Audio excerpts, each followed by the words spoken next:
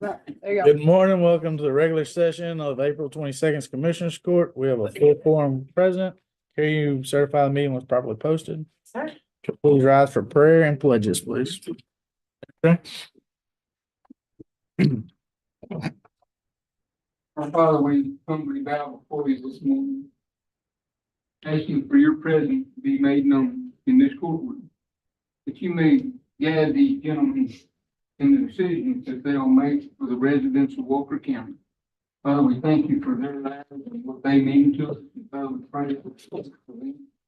Father, we ask, Lord, that as we go through this court, that your will is done. Father, our verse today is found in Acts chapter 4, verse 12.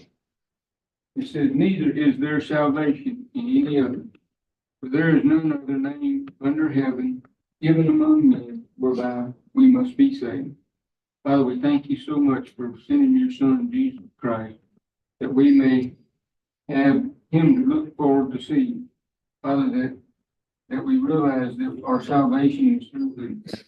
Father, we ask, Lord, that you lead us and guide us through the remainder of this day. In Jesus' name we pray. Amen. Amen. Pledge allegiance To the flag Of the United States and to the republic for which it stands, one nation, God, and indivisible, liberty and justice for all. I under Texas flag, pledge allegiance to thee, to Texas, one state, under God, one and indivisible. I got one citizen's input, Ms. Rigby.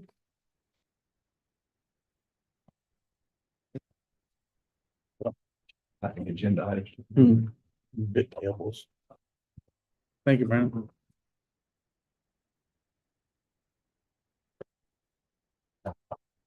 On, Mr. Good morning. I simply stand before you and I've made this statement to the Lord. Feeling foolish, looking foolish, but he confirmed to me, he takes the foolish things to confound them. I know that we're going to have item 5, number 5, number 12, number 13. And I said that when payments are made incorrectly, the whole budget is continuously wrong. Especially when there's no addendum. When extra thousand, and I use that as an example. Not you, Commissioner, or you, Judge, but I did bring it to the former judge's attention. When the commissioners received thousands of dollars of raises, there was no signature page. Over a year later, when I made the request on May the 22nd, it was entered, a signature page was, but we know, and for the record, counsel is present here. I'm not an attorney, but I do know that whenever documents are changed, it has to be an addendum that allows. And I was just flipping back on last night, and I believe it was dated May the 6th, when I got it on my flash drive, when it was gone in, and the signature page was put in. Anytime changes take place, an addendum is required. And I just use it. I know I'm not going to get a response back simply because of the way it was put out here. However, even the state of Texas, when they make changes, I just had a simple thing to happen with a kid last week, and I had to pull out their Medicare. And there was an addendum because I raised the issue there and just offering resources. And an addendum came in the package that was sent to me in January. But like I said, I just pulled it out on Tuesday night. So whenever changes take place in any document that I'm aware of, an addendum has to go along with it, making it official. So thousands of dollars that have been spent. And when I say the reports that come in, we can pay for things, Wonder Wash, Whitewater Express, car wash pass, Ms. Allen. But officially, there needs to be an addendum showing changes. Thank you. And we are going to see you. Thank you. All right, we've got 15 items on consent agenda, Nick, for 8, 9, and 10. 8, 9, and 10.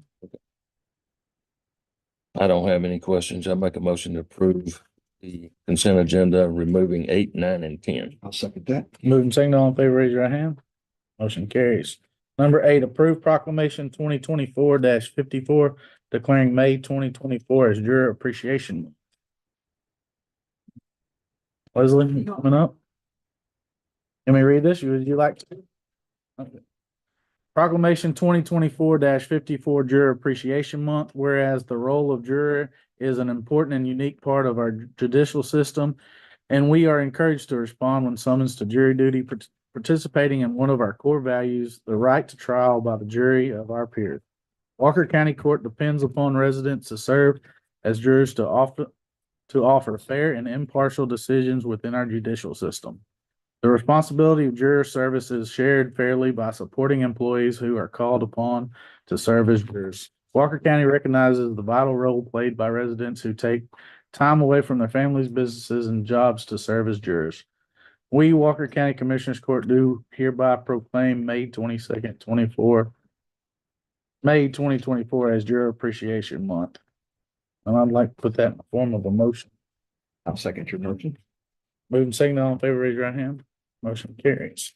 Got a good pen? Yep. She want a picture. You want a picture, Leslie? No, sir, that's good. Okay. All right. I went and served my jury duty the other day. Did you now? I did.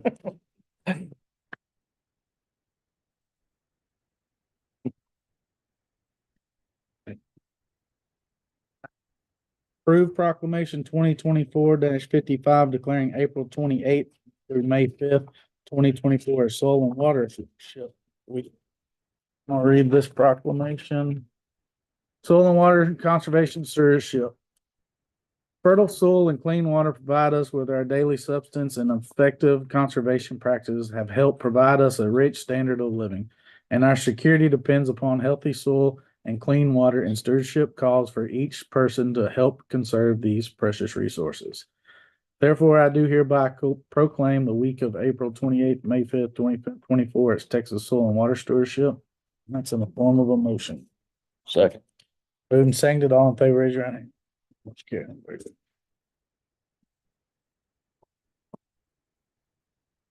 it. Yes, sir.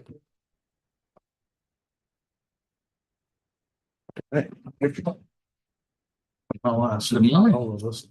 How you been? See you. Get a good rain? Good, right. You all in? Yep, all there. Okay, 1, 2, 3.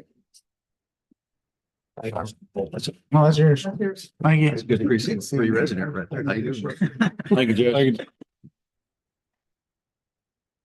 Said it was mine. After she gets there with it. You can't have it yet. That's official. All right, number 10, approved proclamation 2024-56 declaring May 2nd, 2024 as National Day of Prayer.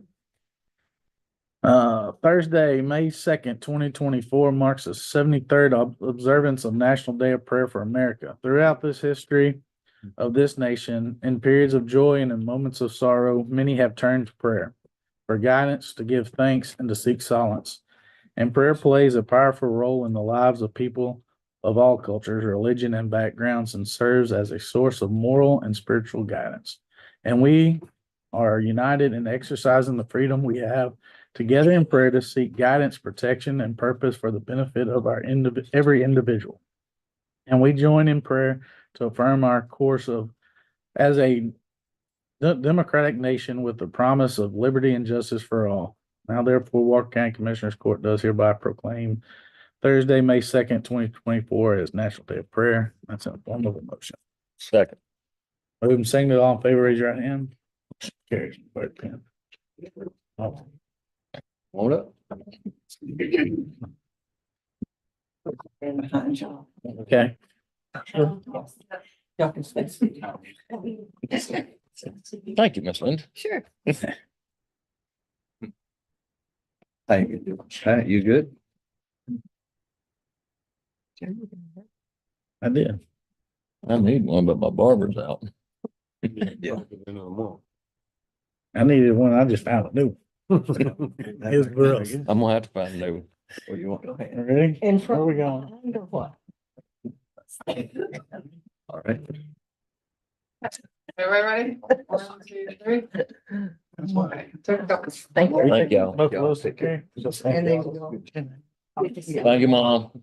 And that's, will be at noon, I mean. Your son loves you. Second, and Hey, Miss Graham. then, the events at 12. No, my pen. Are you sure?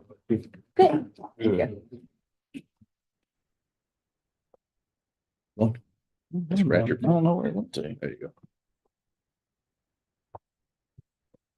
Unlocked it. Yeah. Thank you, ladies. Y'all have a good day. So number 16, purchasing, discuss and take action on review of purchasing policy manual. Good Miss morning, Cheryl. Miss Cheryl. So I put this on the agenda so we can all get on the same page on the purchasing policies. I don't know if anybody's ever read the 80 pages in our purchasing policy, but it's on our website. So Ms. Cheryl's gonna hit the highlights. Hit the highlights, Miss Cheryl. Tell us what we're doing wrong, the main thing. Yep. No, nobody's doing anything wrong except you're not calling purchasing. I call you all the time. We're here to help you guys, just to let you know, if you have any questions, purchasing, anything, contracts, amendments, agreements, anything that comes across your desk, purchasing needs to be involved. So says the purchasing manual. Page 34 in particular, down at the bottom. It's clearly states that if there is it says this notice, which they're talking about, after you guys approve the contract, we issue a notice of award. And it says that this notice in the original contract from a complete original contract is maintained in the purchasing department. The other original is furnished to the contractor. So we have 2 original signatures. Copies of these are furnished to the user department, which would be the department in the county. The auditor's department, they're provided for payments. The county clerk to register, assign it, whatever. And then the criminal district attorney gets a copy. Now, I've talked with Quentin and he said that he's never gotten a copy. So there will be a revision coming out and he said he really don't need a copy of it because when he wants a copy, he's gonna come to me for it. So if I'm gonna maintain all the copies, the originals, I will have it. I'll be more than happy to provide it to him upon request. So that will be a revision. We'll move him off of this list. I know they have enough paper to keep up with. Also on page, that way, just bringing it to your attention, I think there was a lot of running around trying to find copies of contracts, and I had all the copies, but was never asked for them. So also in the contract file, it says an original copy of the current contract and all modifications, addendas, amendments. The original contract must be recorded to the county's clerk's office. She's What gonna, page you on, Michelle? I'm sorry, page 44. Page 44. Under contract file.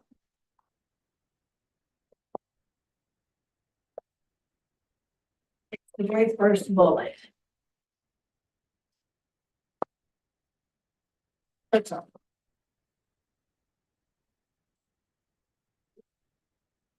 So I see all these amendments and agreements coming through and you guys approving them and this and that and other. I have no idea what is going on, who has what. I'd really like to be included in all of it, not being nosy or anything to that effect. I want to make sure that they are carried out in accordance with the procurement rules and policies that we have to follow, as well as government codes, and that they're all referenced. I just want to make sure that they're in legal before I send them to Quentin. I'm trying to make his job a little bit easier, and make sure that the legality of it is covered for purchasing and sent to him for approval. So in the future, I would like all of y'all's support in getting all the agreements and contracts that y'all call contracts sent my direction. I have no problem with it. Okay.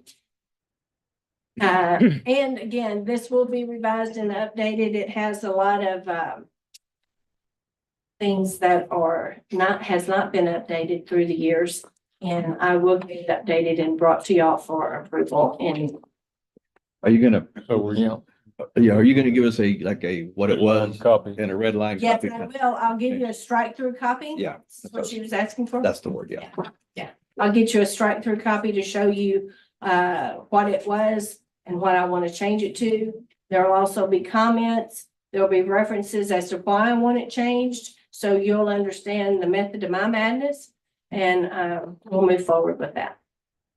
So I want you all to concentrate on all that. Ms. Allen? Yeah, might I suggest that there be a committee formed of some council members, that the purchasing policy is the commissioner's court policy. There are references to statute, but by and large, it is the commissioner's court's policy Yeah. that the purchasing agent would enforce. Yes, You're correct, and that's why they will approve it. And have the ability to review it to make sure that all of the references are correct before, of course, we put it into play. yeah, I don't have a problem. I mean, you should have a copy of everything that Yeah. comes through. I'm good with that. Okay. And I'll say this too, if we have some particular areas that's an issue, just call us out. If it's us, call us out on it. Don't I mean, worry, if I'm messing up, you tell me I'm messing up. I'll be more than happy to. You know, I don't mind telling you when you're messing up, so, Absolutely not. I expect you to. so just let us know. That's what I'm saying, you know, I mean, Got anything else? no, thank you, Mr. Number 17, discuss. No. This doesn't make action. We're gonna go on, we're passing. We discuss and take action on the renewal contract for jail commissary C 2360-21-007. That's what we're going through our records. When I say we, my purchasing staff was going through our records and realized that this was overlooked as far as you guys approving the renewal of the contract. And so I'm bringing it to you guys now. It was going out for bid this year. Okay, so this is a renewal Oh, I'm sorry. Yes, this is a renewal. and it's the last one? No, sir, I'm so One sorry. more. One more? Okay, One more. We have one more. I'm in jail food. So sorry. all right. And you have a copy of it, right? I do. I just check it. Make a motion, we accept number 17 is written. I'll second. Moving second, all in favor, raise your right hand. Motion carries. Number 18, discuss and take action on the list of vehicles and other items for disposal by auction. Okay, so before we get started, I want to ask to remove line item 9 and line item 12 off of this list. I found them a home, so I don't want to sell those. I want to keep those two vehicles.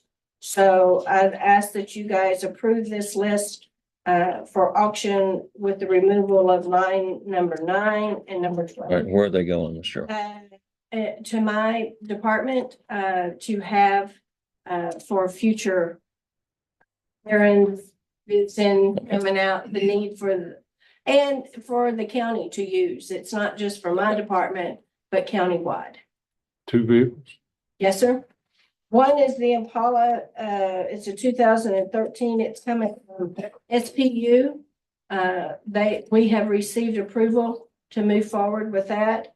And the other one is Tahoe. It's from the sheriff's office. It needs a little bit of work done on it, kind of like the other one that was approved. Yeah, the SPU, is that a state vehicle or It was, I say it was a state vehicle. Yes, the comptroller has given them permission to sign it to us? to sign it. Okay. Yes. I made sure that all that was followed. Okay. Okay, so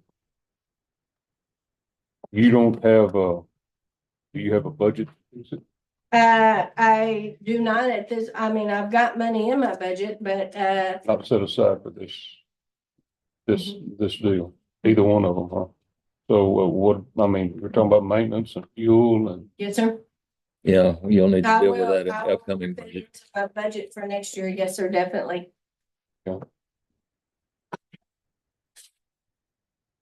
Had some more stuff.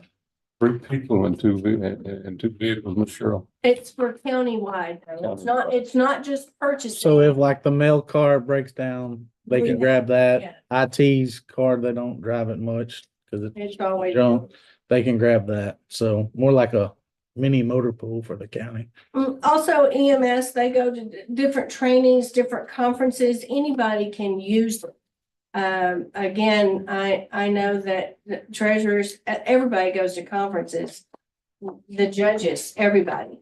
I just wanted to have an extra vehicle to try to reduce the payment to employees for mileage. And if we had a vehicle that they could take, it would reduce that, just an expense in the county. I don't have a problem with trying it. Let's see how it works out for you. And that's why I'm only going with 2 vehicles to start with. Now, if you don't want to approve the Tahoe, I want the Impala. I know which one you want, right? I'm asking for the moon, but if I can only have a little bit of dust, I'll take it. Yeah, I mean, I'm fine. Where you at, Danny? I mean, I'm fine with it. We'll see how- Let's see how it works out. Because right now we're just pulling them, right? Just Yeah. pulling them, setting them off to the side. Yeah, I'm fine with that. But we did have some more stuff from precinct 3 that I know we had sent down, you You're understand? more than welcome to send it to me and I'll get another list. I know that 4 also has some more things that I don't have on a list. Yeah, I think we've got some things. Just Y'all start gathering them up. I'll be more than happy to have another auction. I sent that email to purchasing, the generic purchasing. Oh, okay. Sent it straight to you. I found it a Okay. while ago and forwarded it to you. Okay, thank you. Yeah, I'll be more than happy to bring another list. I've been working off of the list that I've received so far. That's so far. What do you need, a motion? Yep. Make a motion to approve disposal of the list except 9 and 12. I'll second. Moving single, all in favor, raise your right hand. Motion carries. Number Thank you 9. so much. Yes, ma'am. Number 19, discuss and take action on agreement with Motorola Solutions for mobile video in-car system for 5 years. Morning, Chief. Yes, we're bringing this before y'all. This is for the software side that all of our videos stored into has come to basically end of life. Down here requesting to do this. And with a 5-year contract, we got a substantial amount of savings with it.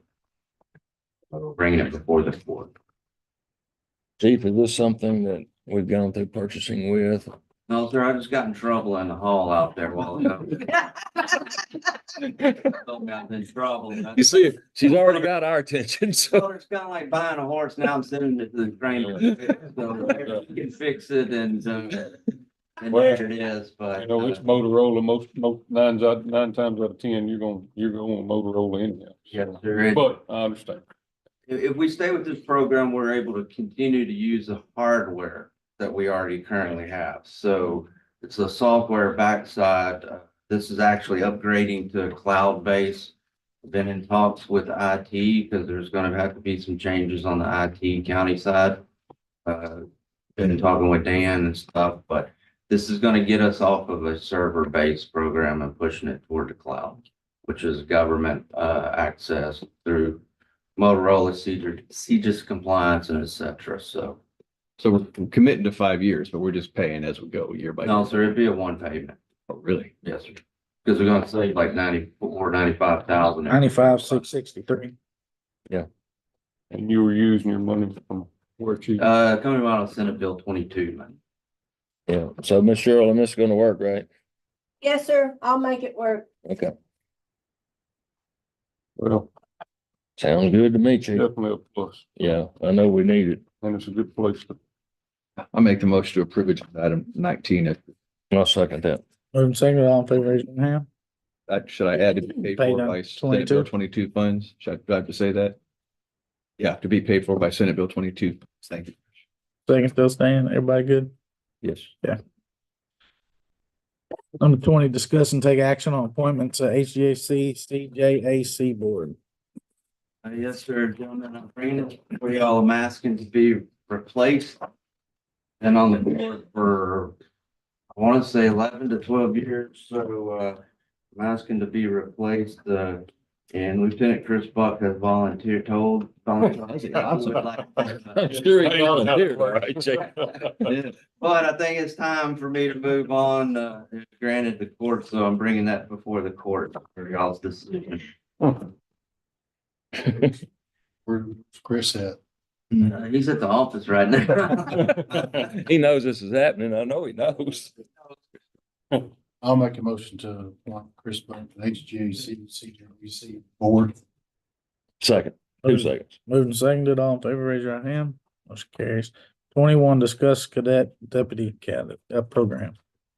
Yes, sir, and bringing this before the court for discussion and possibly y'all's knowledge. Y'all know our applicant pools have been shrinking for years. The workforce, there's a sign just north of Huntsville that you can go work to an entity north of here and start at 106,000. So what we would like to do is open up our applicant pool into what we've done in the past is only narrowed it down to certified Texas peace officers. We're wanting to open up and possibly start sending and looking at applicants that are not certified Texas peace officers, and us as the department office send the person to an academy. Now that means there's possibly will be some lag time in there. Our fallback on that is that start working in the detention in the jail. But I want to bring it to the court because technically they will not be, they'll be in a peace officer's position. It's not gonna, the pay will be bumped down in a staged pay system, but I wanted to bring y'all's attention that there would possibly be employees that aren't doing that function until they go to an academy, pass the state test. But there's a lot of people that want to be police officers that we believe now, but they can't afford to not have a check coming in for 6 to 8 months and possibly maybe a year at the max. And so we're hoping that this program, like I said, will reach some of our athletes. Kind of bring it to y'all's attention and knowledge and make sure y'all are. I think it would be, Being in a position, not getting paid, for a little bit. I think it would be an A+ program to get started, Chief, and I stand behind you 100%. Well, everybody else is doing it. I mean, it's just Mhm. part of the trying to get employees. Nobody, like I said, Chief said nobody wants to do this stuff anymore. And if they can, they can't afford to do it, pay for it and work and go to school on their own. It's a pretty good academy to go through. So, it takes time. Who's gonna pay for the schooling? Well, they'll come through your budgeted funds. Will it be, they sign a contract to retain them for 2 years or whatever? It's on a contract. We're currently doing that now with our employees, but then that puts to how much legal you want to fight it too, that's a whole nother beast. But yes, sir, I mean, they'll sign a contract.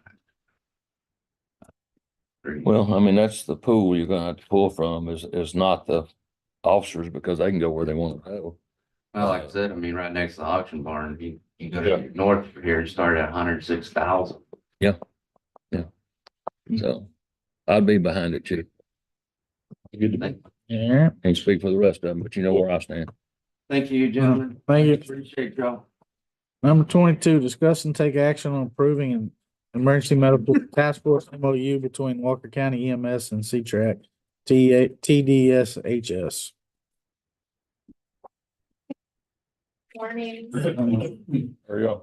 Good, how are you? Uh, So I've submitted this, so we're pretty active with that track, the past few years, and this is kind of another way that we can kind of get involved and give back to our region and the state. Chris has been working on this for several months, actually, so I'm gonna let him speak on the details of it, but it's similar to what New England does on their deployments. So, So the emergency medical task force, anytime that the state or whether it's competing, whatever on a disaster, wildland fires, anything like that, they'll deploy local resources to that area that's got their resources saturated. And we can do ambulance strike, a wildland paramedic unit now with our UTV that we got on the grant.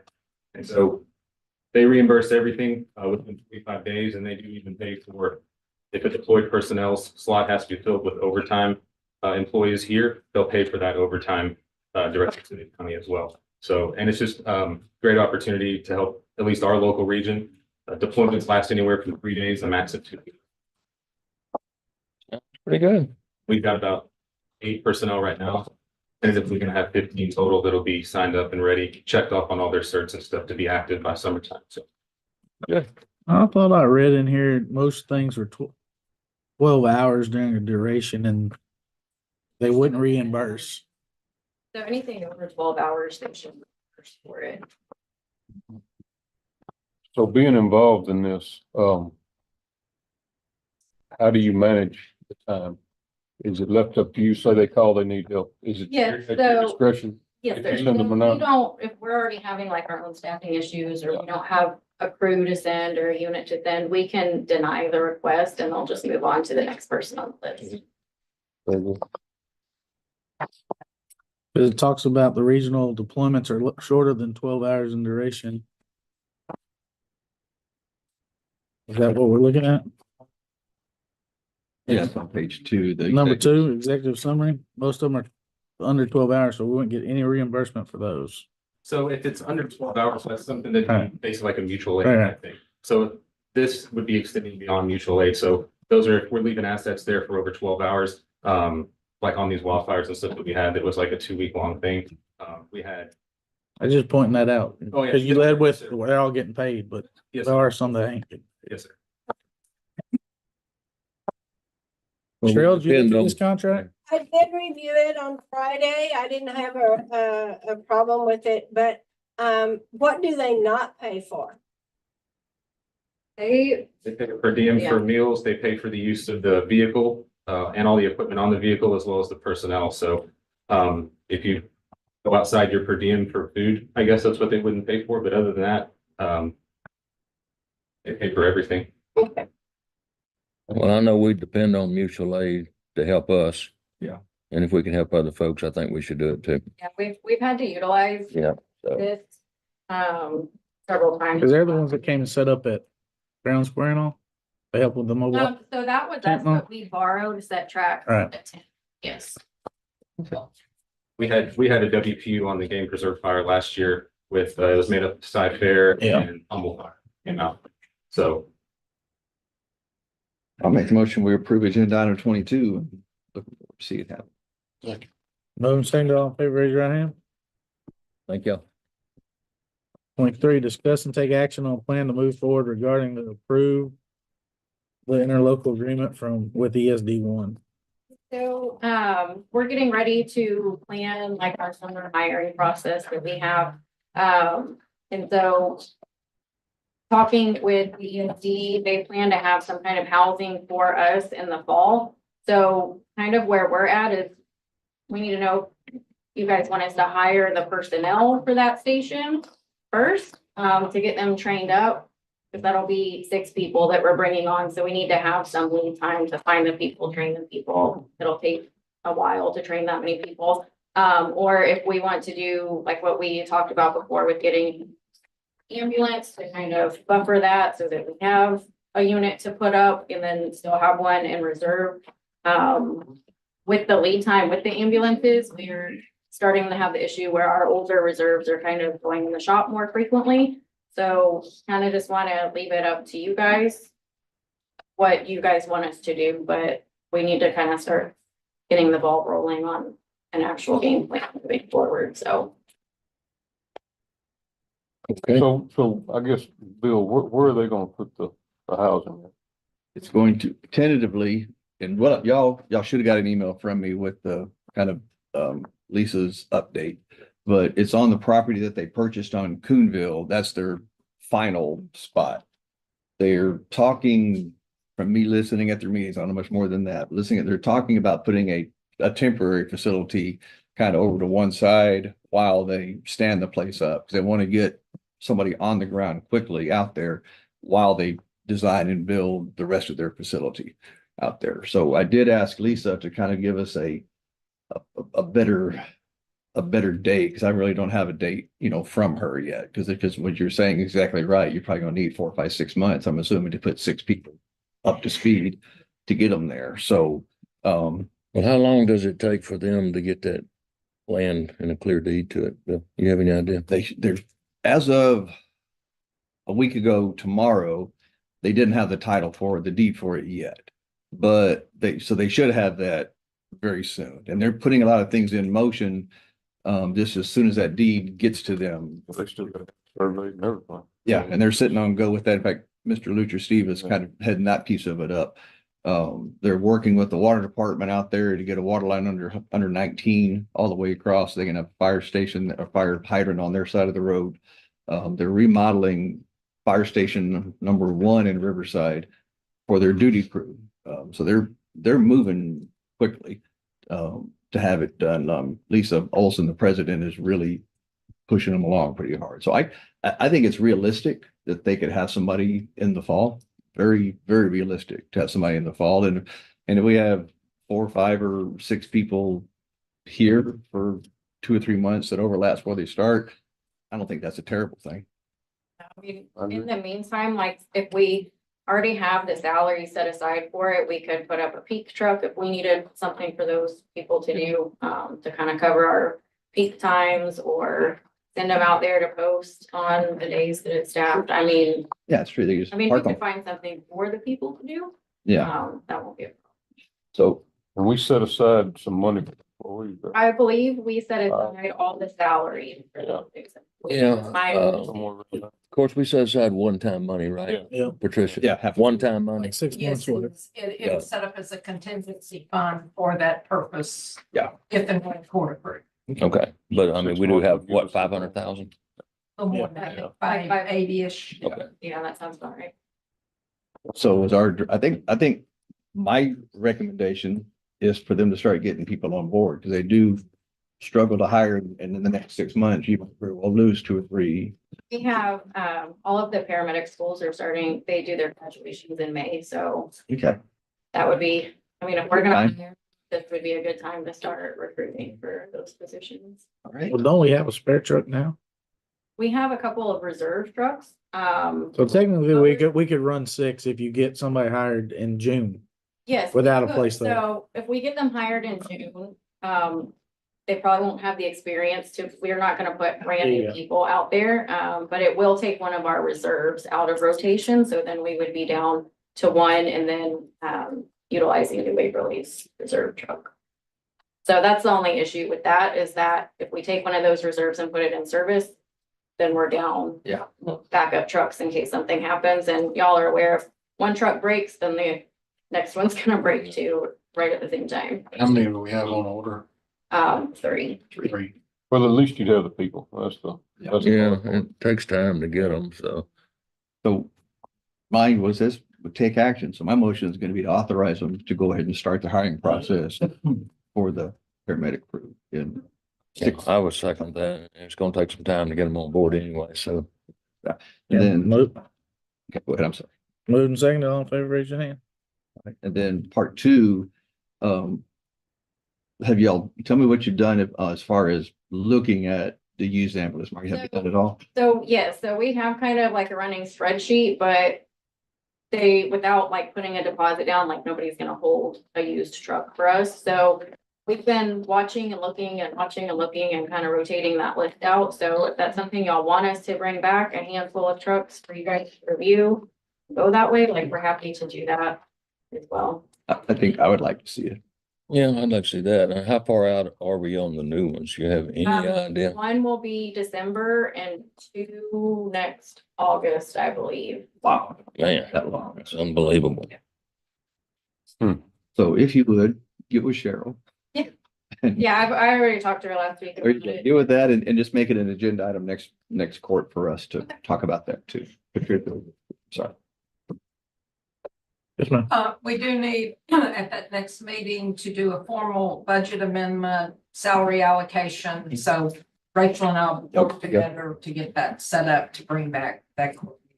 Okay. Yeah. You want to catch Richard while you go? Whatever y'all want to do. Jump. Yeah, let's do that and get him Yeah. out of the way.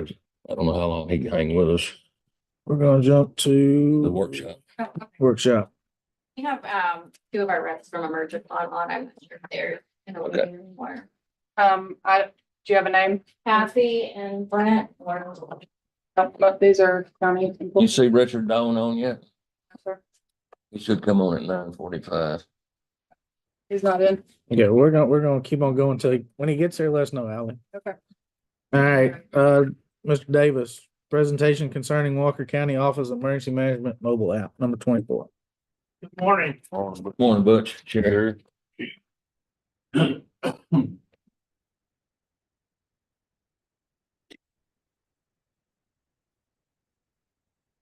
We went live with our mobile app August 2023.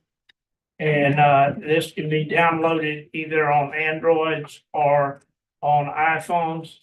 To date, we have 1,231 Android downloads, and the iOS downloads 2923. We have 4154 downloads.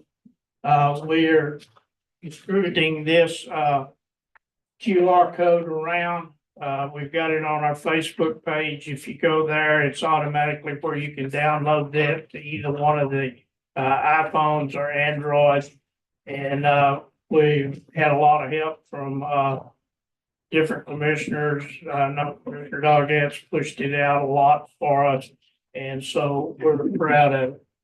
We also ordered some magnetic signs for the back of our pickups with the QR code on it. Really? Okay. Try to get the word out for people to. Yeah, I mean, there's people all over Texas that from here have that app. I've talked to several of them, and everybody I've talked to likes the app. We have people out of the state that have it. I don't know about out of state, but I have some in New Braunfels and some further south than us. From September the 15th, 23 to April the 1st, this is the push notifications that the National Weather Service has put out. You can see the different items, the way they put it out, and how many they put out during that period of time. Anytime we have bad weather, that the National Weather Service is pushing out an advisory, it automatically goes to the app and is sent out to different locations. And then the next one is the push notifications that we put out, the different categories. You can read the different categories, whether it be power outages, road closures, what have you.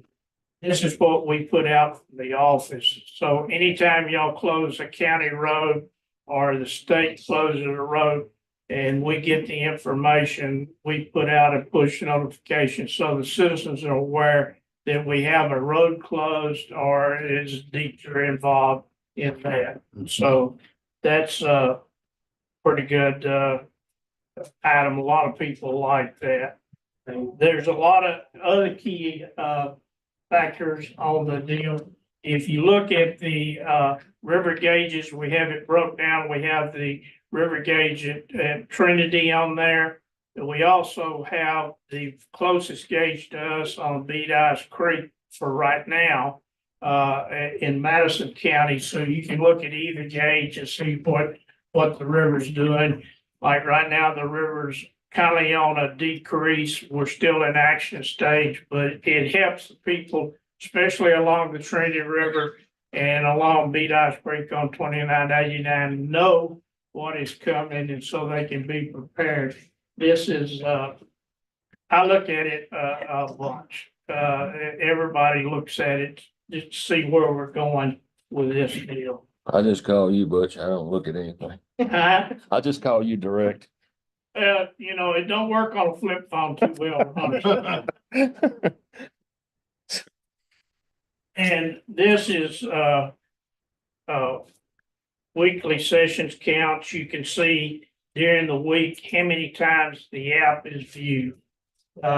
It's not the number of people, but it's how many times the people who have it downloaded are viewing the app. And there is some pretty significant numbers of, looking at a total of 103,101 views of the different features the app has. Just- That's just from August of 23 to December, the end of December of 24. So And that's year to date right there. this year. This is from January to April 1st. There's been almost 800,000 views on the app. That's crazy, ain't it? It is. That's crazy. I know my We people, get a lot of feedback, telling us that, they like the app. They really appreciate it. It's good information getting out to the citizens here in Washington County. They know, what's going on. Last thing I want to talk about, y'all allowed us to purchase it out. And our budgeted funds. First year was 8,000. We've got another, second year paid for already, but it's due in August of 2025. So at this budget time, we're gonna come requesting, adding to our budget another $8,000 to continue the app. We're still it was a 2-year contract for the 16,000, but it's gonna come due before, we have the money to pay it. So we're gonna, just want to give you a little heads up, coming in budget time, asking for that money to pay for that. I think it's money well spent.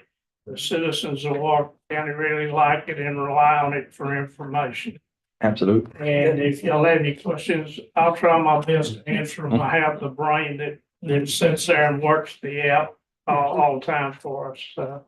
But I appreciate you letting us do this, and I think it's been money well worth spent. The company that developed this has been using our app as a model to show to other counties and cities and stuff. And we've had a few people from other entities call us and ask Leon us about County's it. the one with it right now. Oh, yeah. Well, I used to go track down the river gauge on the an OAA site and screenshot it and put it on the picture. But now, especially in my precinct where so many people are affected by the river, other people are just going to your app and they're screenshotting it Yeah. and putting it up. So they see it. That's huge for us. The river gauge out there is huge for us. And I think the weather radar is as good as you get anywhere. Plus it's fast. You just open it, click on it, and there it is, no ads, nothing. You can look at the radar, on that and you know what's coming. Place. And speaking of river gauges, we think we have all the pieces for the new river gauge. Oh, awesome. And it will go on the app too. So Awesome. get it up. Well, that's good. So I mean, all that finally has come together then. I think. We think. It'll be the one. It's been a while. 247, right? Sorry. It'll be at 247. Right. Yes, sir, on the bridge there at 247 where the, bridge come Yeah. back together. Well, that'll give you a lot more realistic number. That one will than the one up on the north. Yeah. Yeah, well, like I say, I don't do apps myself, but everybody in the world says they love that app. So that's all I hear about it. We appreciate y'all. Take care. Thank you. We're gonna go back to workshop And y'all get for them EMS. Okay. You find the Mergicon on there too? Ally? Yeah. Number- Workshop. Workshop, very end, so. It's the right one right on the homepage. That's the one I sent Yeah. them, but I had issues last time getting in as well. I don't know.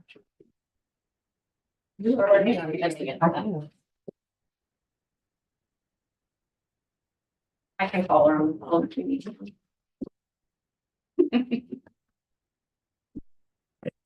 You never, You need to use. Huh? Yeah, maybe, yeah. Richard's online? Yes, sir. Do you want me to unmute him? Yes.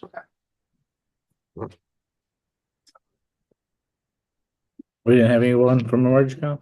I'm working on it. So all the links I've sent them, they're, I guess it's sending them to that other room. I've had issues with that too, so I'm not sure.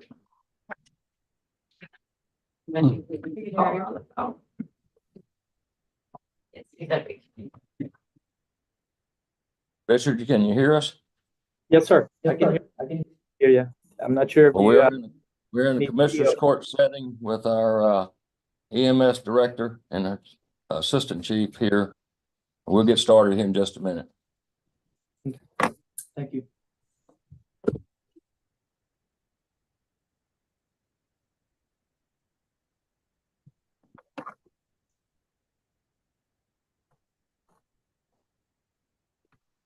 Hey Kathy, this is Rachel.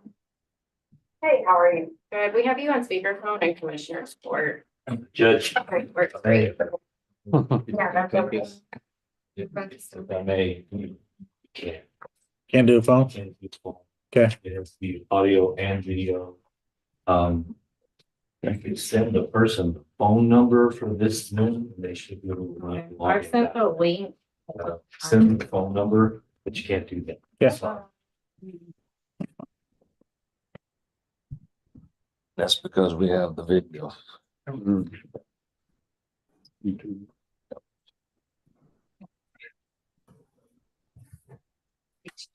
Wasn't listening.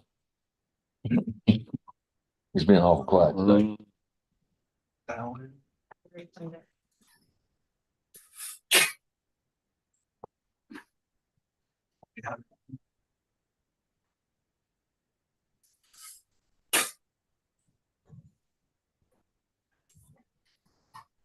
It's pulling up from the link on the website. I just tried it, so.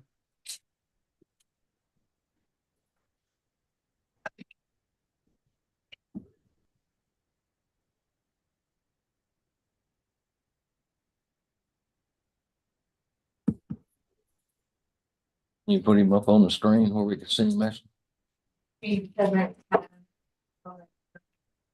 Oh, okay. It's on video. Yeah.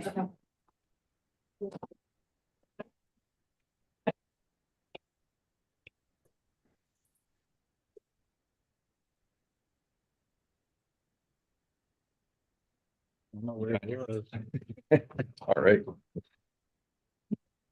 We try and get somebody else on with us, Richard. Okay. It'll be a few minutes. Sorry, I sent it, I don't know. How's things down in Galveston today? Can you just send it to our county webpage? If she, I'm sending her the link from what you sent me last time when I couldn't get logged in. So Your fault, Bill. Yeah. it's, we're not. It's happened to me before where I go to the website and click on the link and it sends me to some other waiting room. So I'm not sure. Waiting. I couldn't tell you. I don't know how to do it. It's above me. Just send you, essentially like our county page link to your text. Just send us that one and just have them click on that Zoom link. She's doing it. Hear how confident I sounded, like I knew what I was doing on it. Well, it was spot open in IT.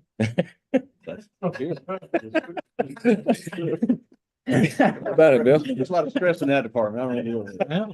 Well, options, you know. Afraid Dan be too hard on you? Or what? Did you follow the link that You cut him some slack when you're Dan. Paul just sent me? Yes, sir. Because she's waiting on the host to start the meeting. That's what it said. Blank. Dan, you know how to fix that? I would assume that wouldn't be the right link because the meeting's already started. Yeah, so she went to our county website and don't go to the commissioner's court page, just down that page, there's a little link in that third or fourth bullet point. Just click on it, fourth bullet point.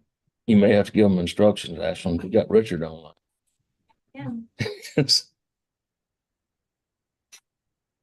That link is live. We've tested it back here just now. Yeah. Yeah, it worked for me. One of our.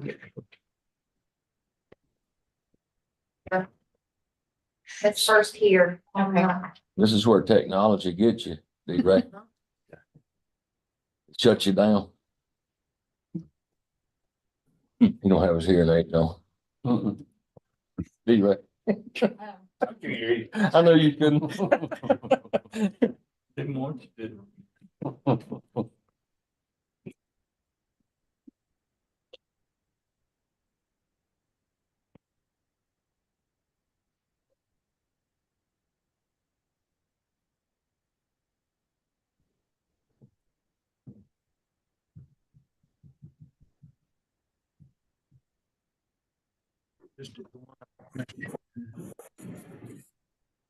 And think, so.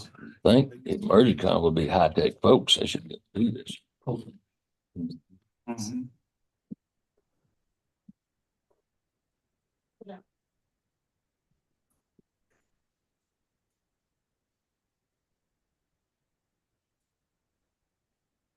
Okay, I have a Cassie. Is that her? Yes, ma'am. Okay,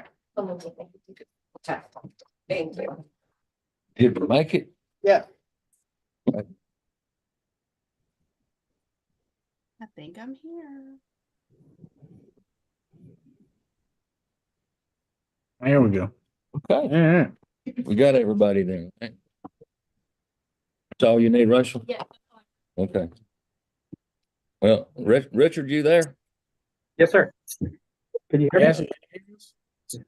Can you hear us, Kathy? Yes, sir. I Okay. can hear you. I guess I'm gonna kind of start with Richard. I don't know how much time he's got. If you could explain to us why we're at Medicare rates on our ambulances, and we'll kind of start with that and see where we go. Okay. Good morning, commissioners and judge. Thanks for having me on this morning. I just want to explain briefly about how UTMB, as a state entity, we reimburse ambulance services, basically EMS. Basically, UTMB, we have a contract with TDCJ, which is the state entity to provide healthcare services. In UTMB, there's three components. We got hospital services, pharmacy services, and facility services. And in 2016, the state legislative up in Austin have changed the rule in terms of how those three entities are being serviced by UTMB, which means when we contract out our services, hospital, ambulance, and facility, on the hospital side, we have a Medicare rate, but we gave the state, or I should say legislative board, they gave exception for hospital services where they can get above 100% Medicare. That is the only component for throughout the state that there is exception. But as far as EMS, life flight, physician services, everything else is reimbursed at 100% Medicare.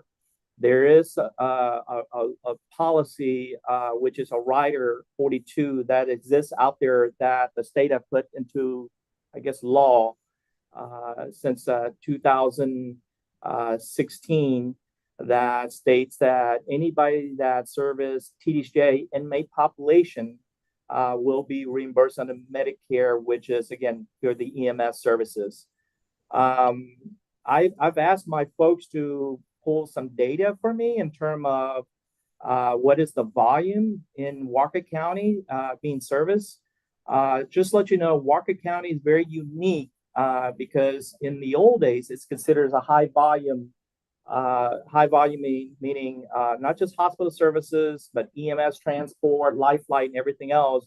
But going from 2019 was 1,531 transport, 2020, 1,600 transport, 2021, 1,600 transport, 22 was 1,400 transport, 23, 1,300 transport, but 24, as of current, only 271 transport.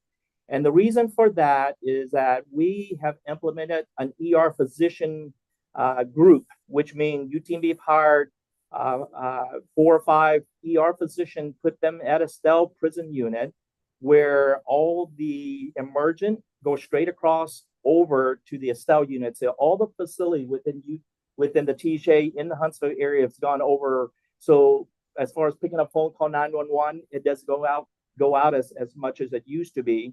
So we have reduced that volume on average from 1,300 to 271. So if you say that, hey, there's too much transport going out from Huntsville, actually it's not. It has reduced dramatically.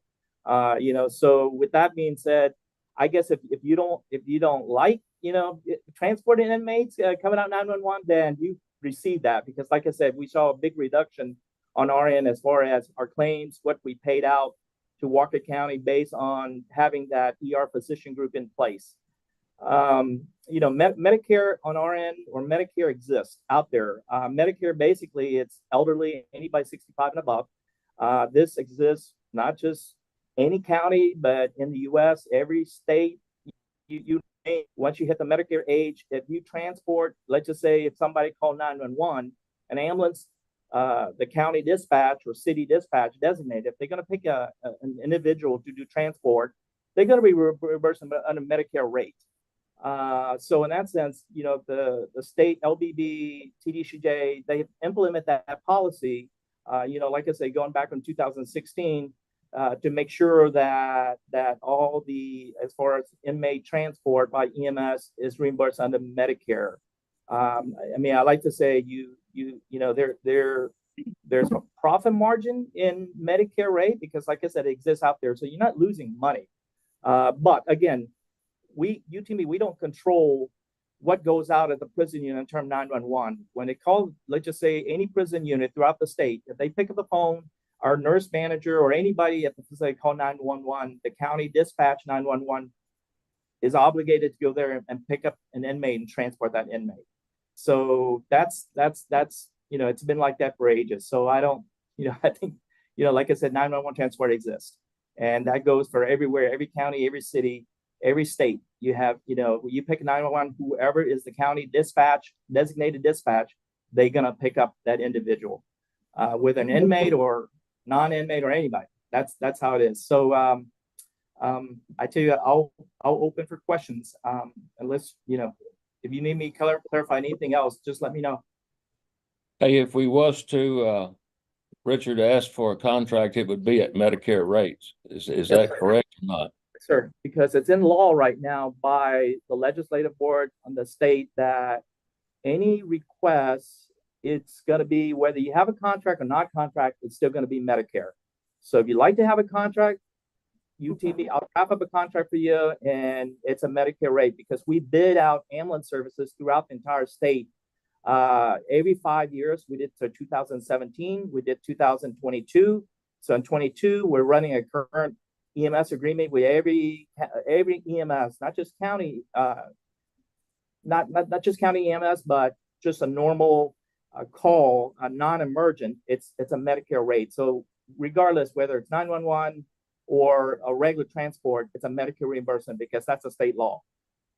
Yeah, during our last court, Richard, I don't know if y'all watched it or not, but one of the commissioners brought up Correll Health or Correll County. Yes, sir. That more was paid to them, but that's a hospital district, right? Instead of a EMS. Yes, sir. And that's I go back to, when I first mentioned the 3 strategy reimbursement for the prison healthcare contract: hospital, pharmacy, and facility. Hospital is the only entity that the state allowed to be reimbursed at higher than 100% Medicare. So there are hospitals throughout the state. To be honest with you, there are about 10 hospitals throughout the state that has as exemption, and Correll's one, and actually Walker County, Huntsville Memorial has that exemption. So they do have an exemption to get above 100% Medicare, and only hospital services are allowed by the state, if they ask for exemption, that they do get that request or approved to be reimbursed at above 100% Medicare for hospital services to provide inmate health care. Y'all got any questions, Richard? Rachel, what are our numbers? So just from October first to now, we've run 332 Estelle unit calls, and that's the facility that has an ER physician. The Estelle unit is historically our highest call volume.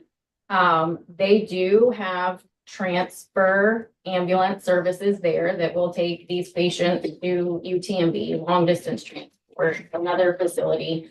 That is not us. We don't do transfers. We don't do dialysis transports. We don't do critical care transfers.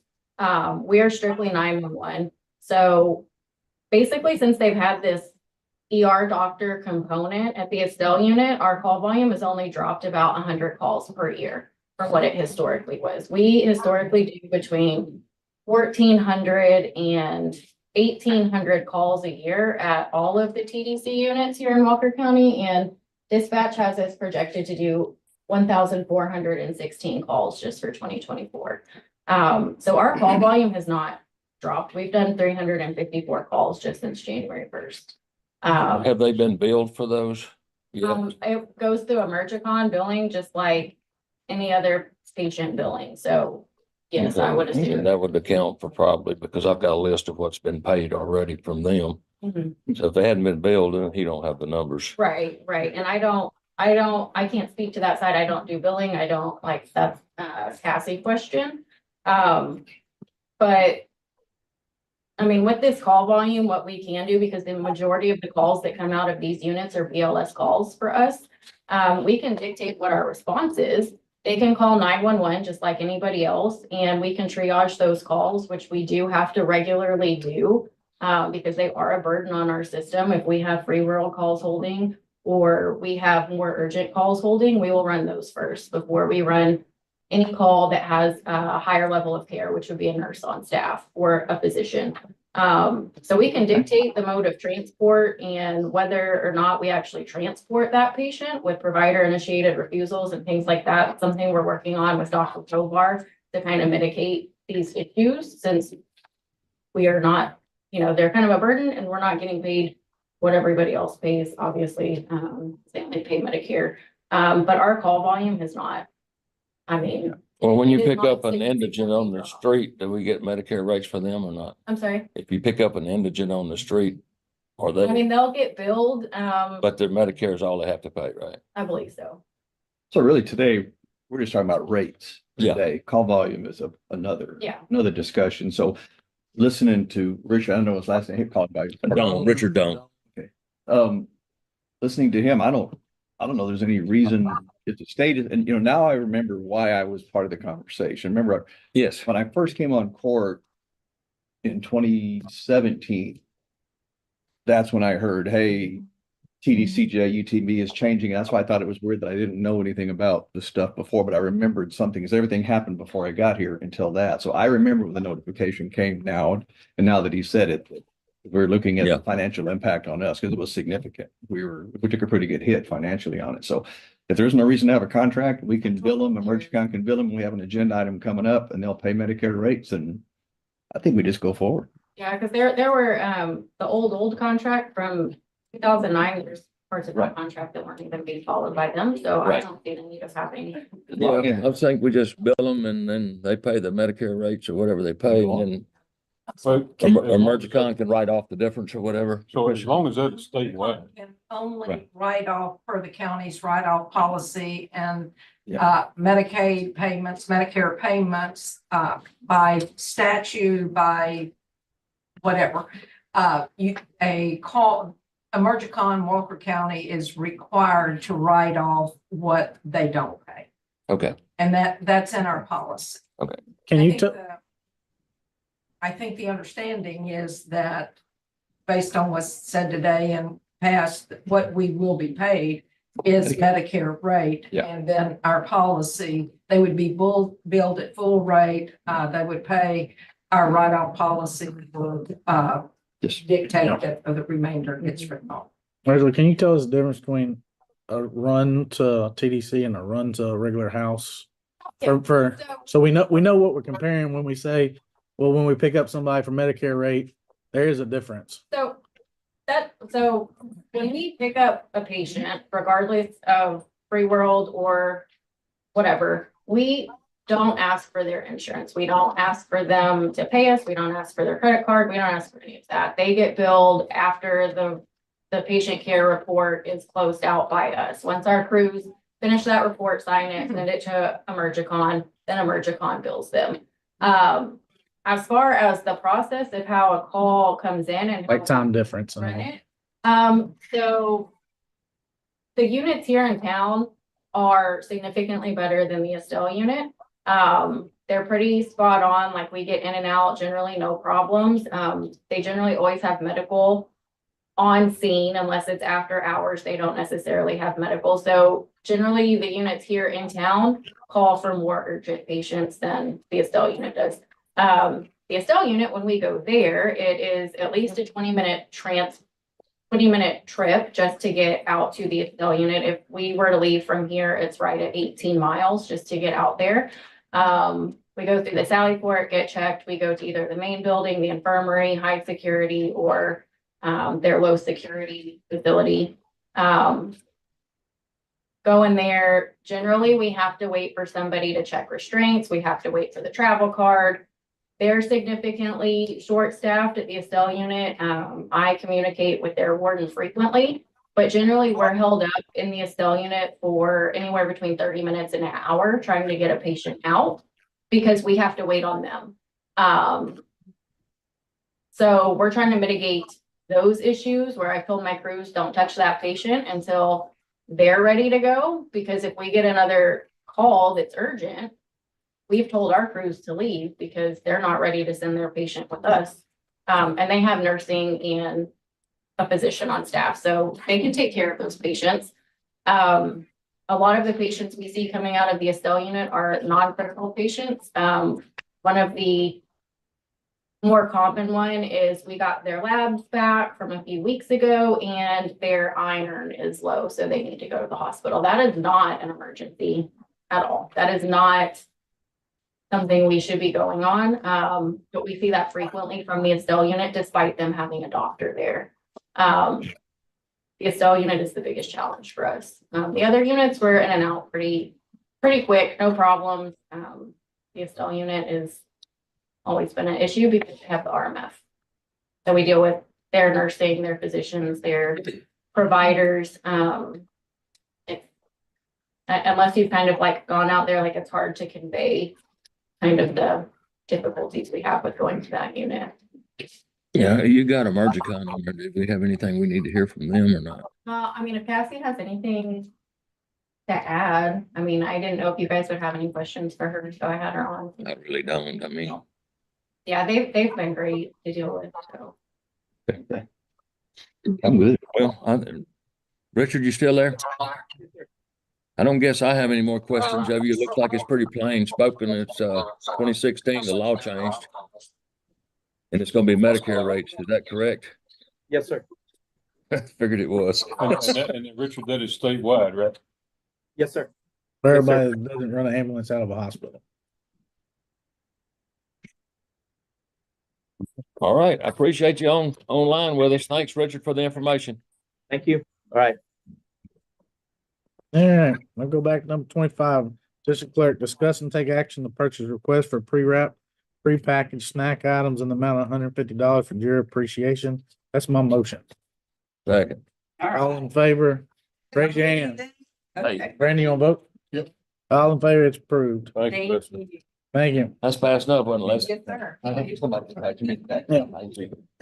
26, discuss and take action to authorize the purchase of 6 replacement servers to be used for VMWs or host servers from budgeted IT project funds not to exceed 60,000. Dan? Morning, Dan. All right, so the county currently has 6 VMware host servers that run all our virtual servers. They are up for renewal, so I got a quote from GTF for the replacements. The current servers that are in place, 3 were purchased back in 2015, 2 were purchased in 2016, and the last one was purchased in 2017. So they're 7 to 9 years old and they're up for replacement. And the plan is to use the projects fund those replaced. That's my motion to be funded out of project funds. Second that. Any questions? Dan, this wasn't, we budgeted this money last year, right? What we had budgeted, we didn't have replacements. We had budgeted funds to do the warranty extension No, that we have in the budget. And so they should have been replaced earlier. When COVID hit, we were asked to kind of conserve. And so instead of getting those replaced, we just did warranty extensions to make sure they were covered until we get them replaced. So this is 6 servers, right? Yes, sir. Is that all the servers that we have? Or- It's not all the servers, but that's all the ones that host our virtual servers. Dispatch has a physical server for their 911 reporting server. There's a couple of servers out there that do, like the courthouse camera system has a physical server. But for a majority, you know, there's like 40+ virtual servers that these servers run everything else. So we're a majority, everything's virtualized, but there are a few other physical servers. The courthouse camera system, that's kind of a specialized, it's under IT, but it's not really an IT, it's not a countywide type server.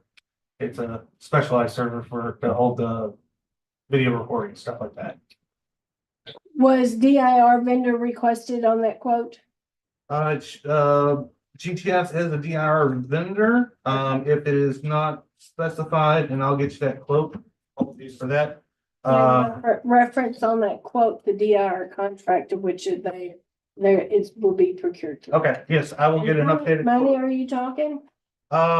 I have 60,000. Each server is basically 9,400, but I had a little bit of buffer just in case. As long as it's under 100,000, we're good. Any other questions? I'm good. I got a motion second. All in favor, raise your hand. Motion carries. 27, discuss and take action to authorize purchase of 4 replacement switches to be used for VMware ISCSI network from budgeted IT project funds, not to exceed 21,000. All right, so with VMware, the servers are host servers, so it's not a 1-for-1, like one server runs one application. And then all the storage is centralized as well. So in order for that to work, we need networking switches that are dedicated to iSCSI. And that basically runs the CPU, memory, resources, and storage. It's kind of like a communication network specialized just for VMware. We currently have 4 Dell switches that were purchased back in, I believe, 2012 when we first virtualized. They are capped out at 1 gigabit per second per port. The new SANs that we already have are capable of 10 gigabit, and the new servers that you just approved are also 10 gigabit servers. So these new switches will give us more switch ports at a higher capacity for better performance. I did check. I got other quotes for Dell switches as a comparable of what we already have as a direct replacement, and those would have been quite a bit more expensive. So I did some research and found a company called FS, stands for Fiber Store. They were big in making fiber cables and fiber optic modules for switches, but they now actually create they make their own switches. So the FS switches, they come with a 5-year warranty, and 30-day exchange or return policy. So if we got them in and for some reason they weren't compatible, we could easily replace them or return them in the first 30 days. But with 4 switches, the quote has 4 switches, and there's an updated quote. My apologies. There's 4 switches, 2 40 gig modules. That would be the interlink between the annex and the jail. And then the original quote had 6, but we had to update to 8 for the 25 gigabit modules to get them stacked. Originally, I thought it was 4, and I had 2 spare for testing, but we're going to need all 8 to get those to communicate properly and with enough redundancy between the switches. So the new total on the new quote is $20,178.50. It's still under what I requested in the line item, which was 21,000. 21. Yeah, And it includes all those things you just listed. right. The quote has 4 switches, a total of 10 fiber modules at 2 different speeds. Right. And then I have 25 1 meter long fiber cables. And then I added 25 half meter, which is 1.6. Just they're shorter fiber cables. So, and that would be used for part of the cleanup of the equipment. It's a little neater to have shorter cables. I'll make a motion to approve agenda item 27.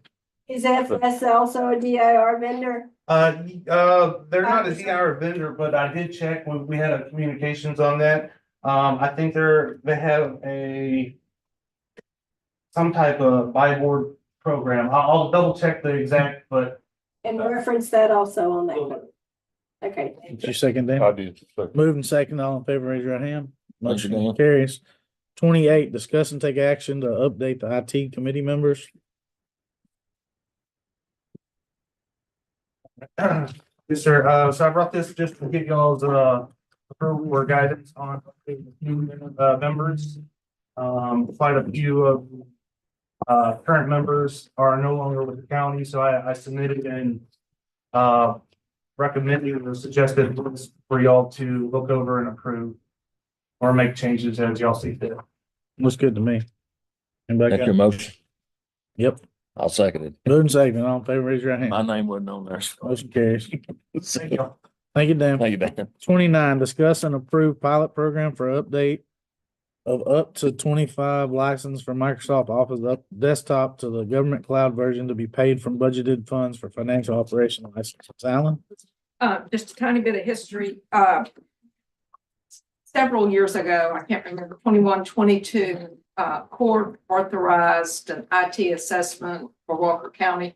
That IT assessment was presented to court, and as part of that IT assessment, it was a plan to get from our as-was state to desired state. And in that plan, there were several different things that were recommended. At that time, court approved the plan, and as part of the budget that year, they authorized funds to fund some of the one-time costs that were in that plan. The servers that was talked about in this last time, some of those were some of the things that were mentioned in that plan. Plus, in addition, just routine maintenance is budgeted each year to replace servers. But as part of that IT assessment, one of the goals set out in that IT assessment was to look at moving our Microsoft Office software to the government cloud rather than being in the commercial cloud on site. So what this is funding the pilot program for that, asking for up to 25 servers be authorized to purchase. The on-site or the government cloud is slightly more expensive than the other.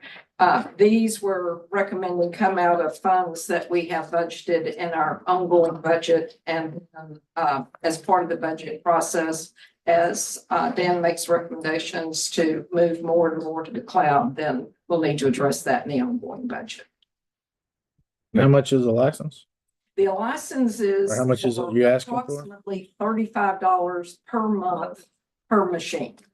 And that cost will be offset by what the cost of the software we have now, that we're still trying to determine SHI, who has our contract. A lot of the pieces of the software we have now are billed individually. So we've asked them to give us a list of, if we go this way, what all pieces of what we're paying for now go away or get reduced. So if nothing went away, the cost is approximately $400 per year per server. 10.5 for the 25. So what are the ramifications if you're gonna have 25 in the cloud and 25 not? Can they commingle? Well, they don't commingle, but it's just like on your home computer, you can have a version of the software that sits on your computer, or you can go with the subscription that's in the cloud. So no, it will not affect anybody else that is not on this version of it. So the cloud version would be the most updated version. Yeah. Yes. So if you're working in the cloud, you get your version and you send it to somebody who doesn't have it, they don't have the updated one in the No, county, there's we're gonna have a problem, right? no, they can talk to each other all day long. It's more where the data is stored. So no, it will not be a problem for us to send a link to a file. So are you looking for, it says to approve the pilot program, you're talking about, so we, like basically approving the funding to buy these 25? No, I have or the just- funding in my budget, Okay, so it's right. Okay, but it is a change. yeah, I'll make the motion to approve agenda item 29 to be paid for by budgeted funds. And I think I would like to see, like you just talked about, kind of the net deal. How Yeah, much- what when we get it, we're Okay. real anxious to see it too. I'll second that. Moving second, all in favor, raise your right hand. Motion carries. Number 30, presentation from FNH Financial on municipal advisory update and analysis of 2012 refunding by Chris Alexander. Hello. Morning. Morning. How are you, gentlemen? Good. Are you, Chris? I am Chris Alexander. I reached out to Patricia several months ago as a follow-up on a refunding that we looked at one point in time for the 2012 bonds. Right now, as of today, you have a little over $9.5 million worth of bonds outstanding. We looked at potentially refunding those bonds for refunding savings. Unfortunately, as we move forward with that process, the rates kind of moved against us at that point in time. In following with Patricia and talking about having to post your annual due diligence information, your audited financial information, no later than March, she suggested I come out and I visit with you guys.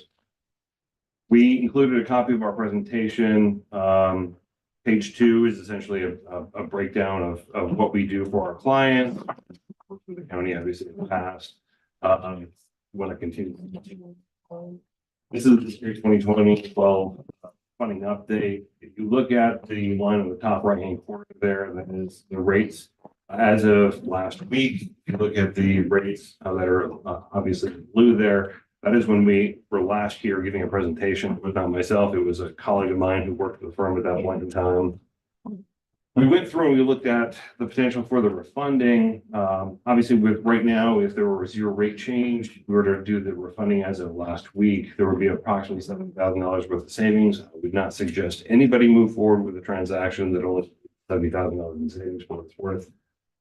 We would not suggest you move forward with any type of refunding until you get to at least a 4 to a 5% threshold. Obviously, that would be where we come back to you. We'd say, we think there's enough savings. We think the market is solid enough where you can be able to move forward with a refunding and get some potential savings out of it. In order to get to that point, you need to move down about 70 basis points to 100 basis points from where we currently are in the marketplace.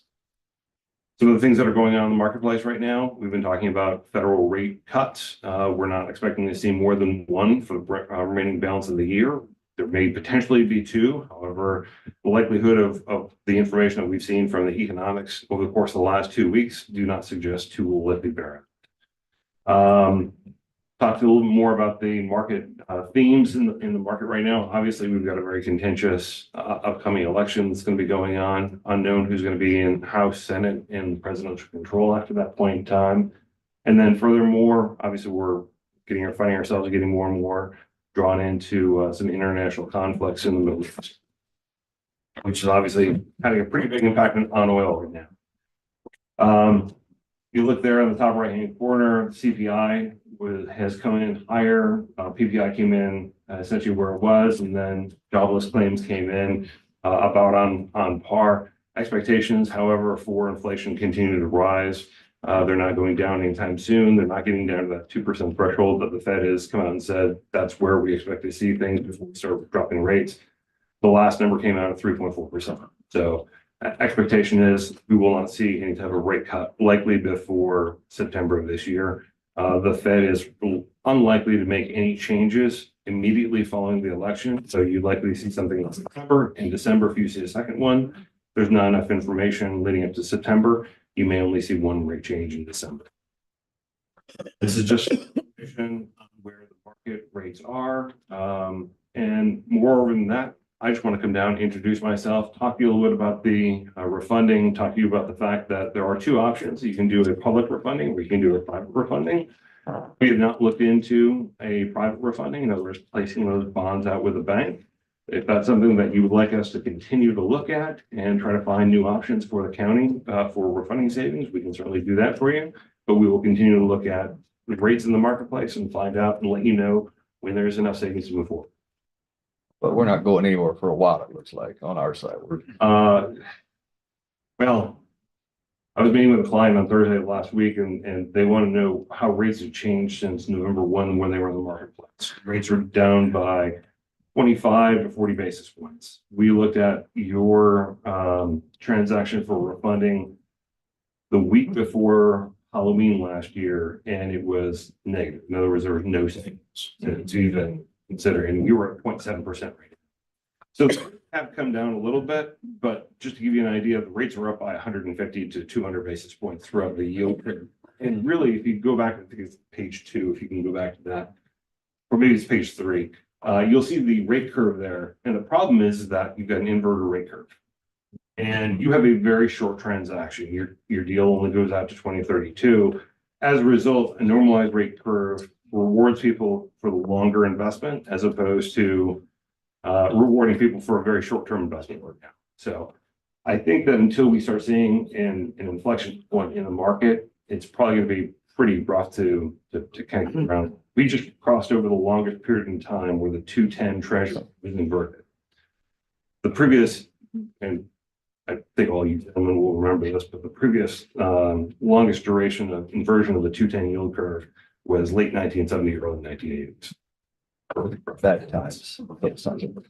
Yeah, it changed on us a couple of years ago when we looked at doing the refinancing. It actually, the interest rates actually pushed up. Yes. While we were in the discussion process, and it pushed it, so we didn't do anything. Right. It started, if I've got my notes correct, I think they were here talking to you in February of 2022, and I think that within about 45 days, part of this was fueled by the regional bank crisis. Rates had gone up by between 100 and 150 basis points in about 45 to 50 days, which is essentially unheard of in our industry. Do you have any questions? No, sir. Thank you. Thank you for the report. Ms. Allen? Miss Allen might have something. And history. Yeah. Back in 2012, the county approved a contract with a company called Coastal Securities, I think, and Seth McKinney was the financial advisor that the county worked with at that time. He moved through several companies, and companies bought out companies. So we do not have a current financial advisor contract with FHH Financial or really anybody right now. So that is probably something the county would want to look at, is the selection of a financial advisor and a contract prior to going forward with anything. But obviously that doesn't seem like it needs to be on the next for a bit. For what it's worth, we are providing document upload and continuing disclosure items for the county free of charge every year. So we've been doing it for years. Thank you. We appreciate it. Thank you. Thank you. Thank you. Thank you. All right, 31, discuss delinquent tax and fine and fees collection report presented by Leslie You're Scotty fine. of Purdue, Brandon, Fielder, Collins, and Mott. Thank you so much, Judge. Commissioners, thank you so much for having me this morning today to present you a delinquent tax collection report and fine and fee report. I have a few folks here with me today. Stacy Petit, your chief appraiser, and your assessor collectors here with me today. We work very closely, work very well with Stacy's office and her collection staff to communicate and collect the dollars. Also have with me Tiger Worsham, a former county commissioner in Trinity County. Rhonda Keene, she was the court administrator in Brenham. She works very closely with your JP courts and your court administrators and their clerks and provides them support. And last but not least, Rebecca Rose, but she wanted me to let you know that she was a bear cat. All right, go eat them up. There we Two go. bear cats. She was a little late for the meeting because she was upstairs doing the work in the 278. Anyhow, introductions aside, this is the delinquent tax collection report. These go through tax year 2022. So keep in mind that the appraisal collection staff does a great job of collecting your current taxes. For example, to put this in perspective, for 2022 tax year, they collected over 96% of your current taxes. And so what they were turning over to us last July was 3.89%. So most of your folks are paying their taxes. We're getting a very tiny piece of the pie. So I like to put that in perspective before we go in. The county does not have a delinquent tax collection problem. We're just getting that little percentage of problem accounts to see what we can do to get them collected. So first chart we have is the account breakdown chart. So this tells us where everything is on the delinquent tax roll, tells us what's most readily collectible. You'll note that the largest percentage is the deferral percentage at 31%. Those are taxpayers who have elected to defer payment of taxes on their residence homestead. So those folks are over 65 or they have a disability exemption, and we cannot force collections. We cannot, by law, cannot make phone calls, cannot send letters, cannot file suits, all for good reason. If a suit is filed and then the taxpayer, we try to police those and not file, but every now and then we'll file on someone who doesn't have their homestead exemption in place. So we don't know it's their home. Every now and then we file a suit and they get that deferral status and it stops collections in their tracks. So that suit kind of is in limbo. Now that taxpayer can pay at any time they have that deferral. We just cannot force collections. Next largest section is the action pending section at 30%.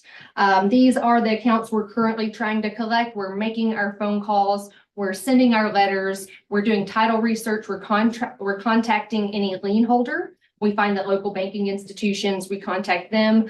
They will pay the tax and put that on the lien they have with the taxpayer. Next largest section is suit litigation. Also in that action pending section, there are also taxpayers that we have contacted, set up a payment agreement, and they're paying those out. And if they do that before litigation, we don't file suit on those accounts and we just monitor the payment agreement. So next up was suit litigation. So in various stages of the collection calls and letters do not work, sometimes it's necessary for us to file a delinquent tax suit. Many of those taxpayers have us on the phone as soon as they're served with that petition and we work out a payment agreement. It's not the norm that we get to the courthouse steps, but this section represents everything in the process from suit filed, service pending, set for judgment, or set for tax sale. Next section is the bad address section at 5%. These are just taxpayers who failed to maintain a good address with the appraisal district. And so we work on these year round to find out where they are and put a better address on the account so that we can get them notices. Trust, bankruptcy, and uncollectible. I won't bore you with the details, very low percentages. So those types of accounts are not a problem for the county. Next chart we have is the account by dollar range. This is pretty self-explanatory. I just like to use this chart to illustrate that our system, when we get the data from the appraisal district, our system will go through it and it will merge together accounts that have common ownership. So if one taxpayer owns several different accounts, we'll put those all together so that we can work smarter. We can make one collection call to collect multiple accounts or file one lawsuit to collect multiple accounts. So this just helps maximize our efforts in collecting the taxes for the county. Chart 3 is the tax year chart. So you'll see the largest section is the 2022 section. That's what we're currently really working. We want to strike while the iron's hot. We started on those last July, and those are trickling into lawsuit if we don't have them on a pending payment agreement by now. By now, we've exhausted our contact. We try to contact the taxpayer at least 3 times, try to have a meaningful contact, try to get them in a payment agreement. By now, those situations have failed and those are trickling into lawsuit. 15 and prior, there's very small percentages attributable to each of those years. We just lump them all together. Many of those older accounts are your over 65 or disability deferrals. Once those are put on account, they can remain there for quite some time. Otherwise could be some bad address accounts or accounts where the property owners passed away. Next up, we have historical collection data. I believe that's the next about 5 charts from 2017 through 2022.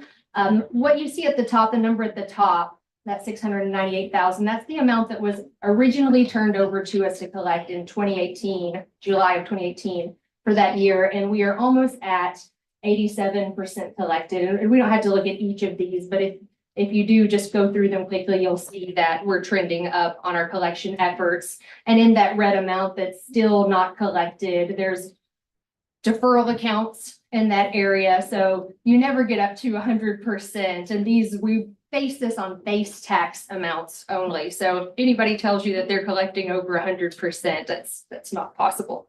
And moving right along, you can skip through some of those. I want to look at the 2022 collection. We're almost 60% of what was turned over to us last July. And your base tax turnover remained about 700,000, but for 2022, it's up over $1 million. So that shows me that there's growth, that there is value being added, that there's developments being added. And then moving along, we have some fines and fees collection data. This is some historical data. It is cumulative. So I'm not going to go through each one, but we have each JP court represented.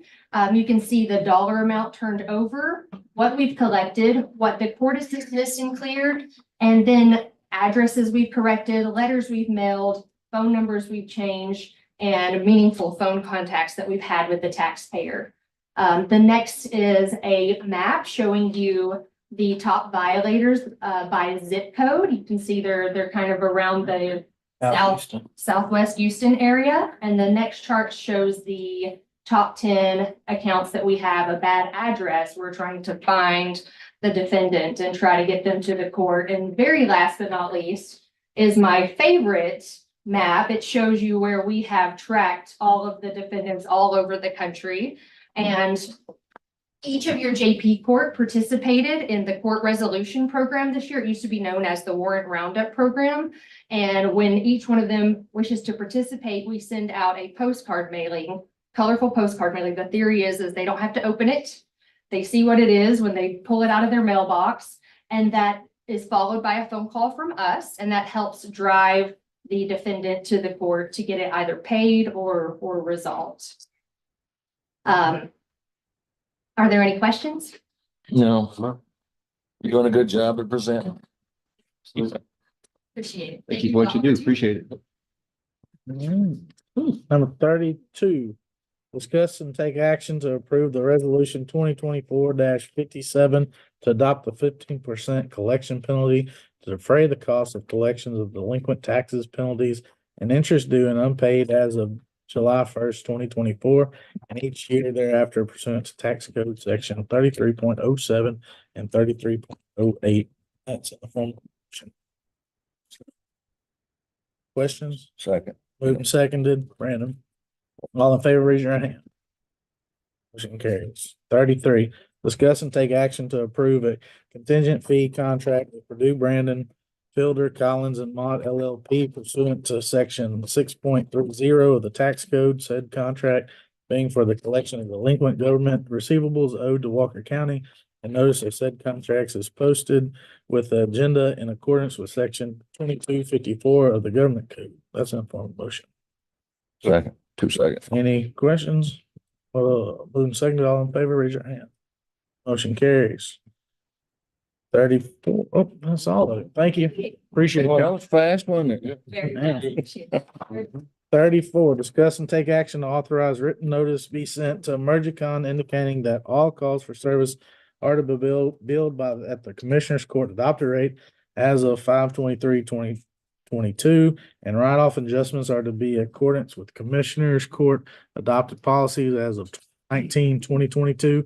Events are to be billed at court-approved rates, and definitions are as attached, and that any variance from the above are to be done only upon written notice from Commissioners Court. That's in the form of a motion. Second. Any questions? All in favor, raise your right hand. Motion carries. 35, discuss and take action to implement changes on notifications with vendors that have contracts with the county when secondary vendor is to be used. Commissioner White? I'll put this on court. Mr. Walker's here with us today from LSD Walker Trucking. And he had some concerns because he's primary on delivery. And something that happened in your precinct, Brandon.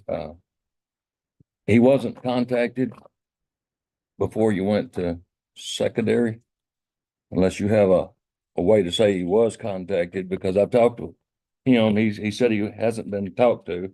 Also, Brittany out there, I talked to Brittany and she wasn't contacted. So can you update us how you actually contacted? When we go to your yard, pick up material or have material delivered, we contact your Brittany at your office. And all these cases where these files were pulled, and even one before that, where we didn't use slot, we were hauling from your yard. You run out of material. Brittany tells us, do not come back. We don't have any material. Then I go to the secondary vendor. When you go to secondary, basically, he's delivery, right? We're talking about hauling to your yard, not my yard. Okay. So when we go to your yard and we haul all the rock off, and these other commissioners can attest that. I think Bill had set up something to get some delivered from the secondary vendor. I don't think it ever happened, but when we go to your yard and you tell us that all the trucks are hauling to our yard, to your facility, and that we can't have any rock because you can't keep up, then we automatically go to the secondary vendor. I don't believe I've personally told you you can't have rock. You have not. Brittany has. Well, nobody's contacted me. Okay. But that's pickup. But we could have solved this between me and you with a phone call too, so I didn't get contacted on this either. But I didn't get a contact either. I didn't get a call either. And I'm still in question here. You're still talking about my yard and I'm talking about your yard. Okay. That is the question here. Basically, the way I see it is when you went to secondary, you went to delivery. Now, when he delivers to the yard, he doesn't come from his yard with it. I understand that. You know, but his dispatcher told us that all of his trucks are hauling to his yard and that we cannot have any rock. That if they're all hauling to your yard, it's pretty evident that. You take it for granted that I don't have any way to haul it without asking me. What am I supposed to do? Talk to you or talk to your dispatcher? You talk to me. Have you ever tried to call me? Have you personally ever tried to call me or any of your people call me? My foreman has worked with Brittany on this matter, I didn't think that I needed to personally call you.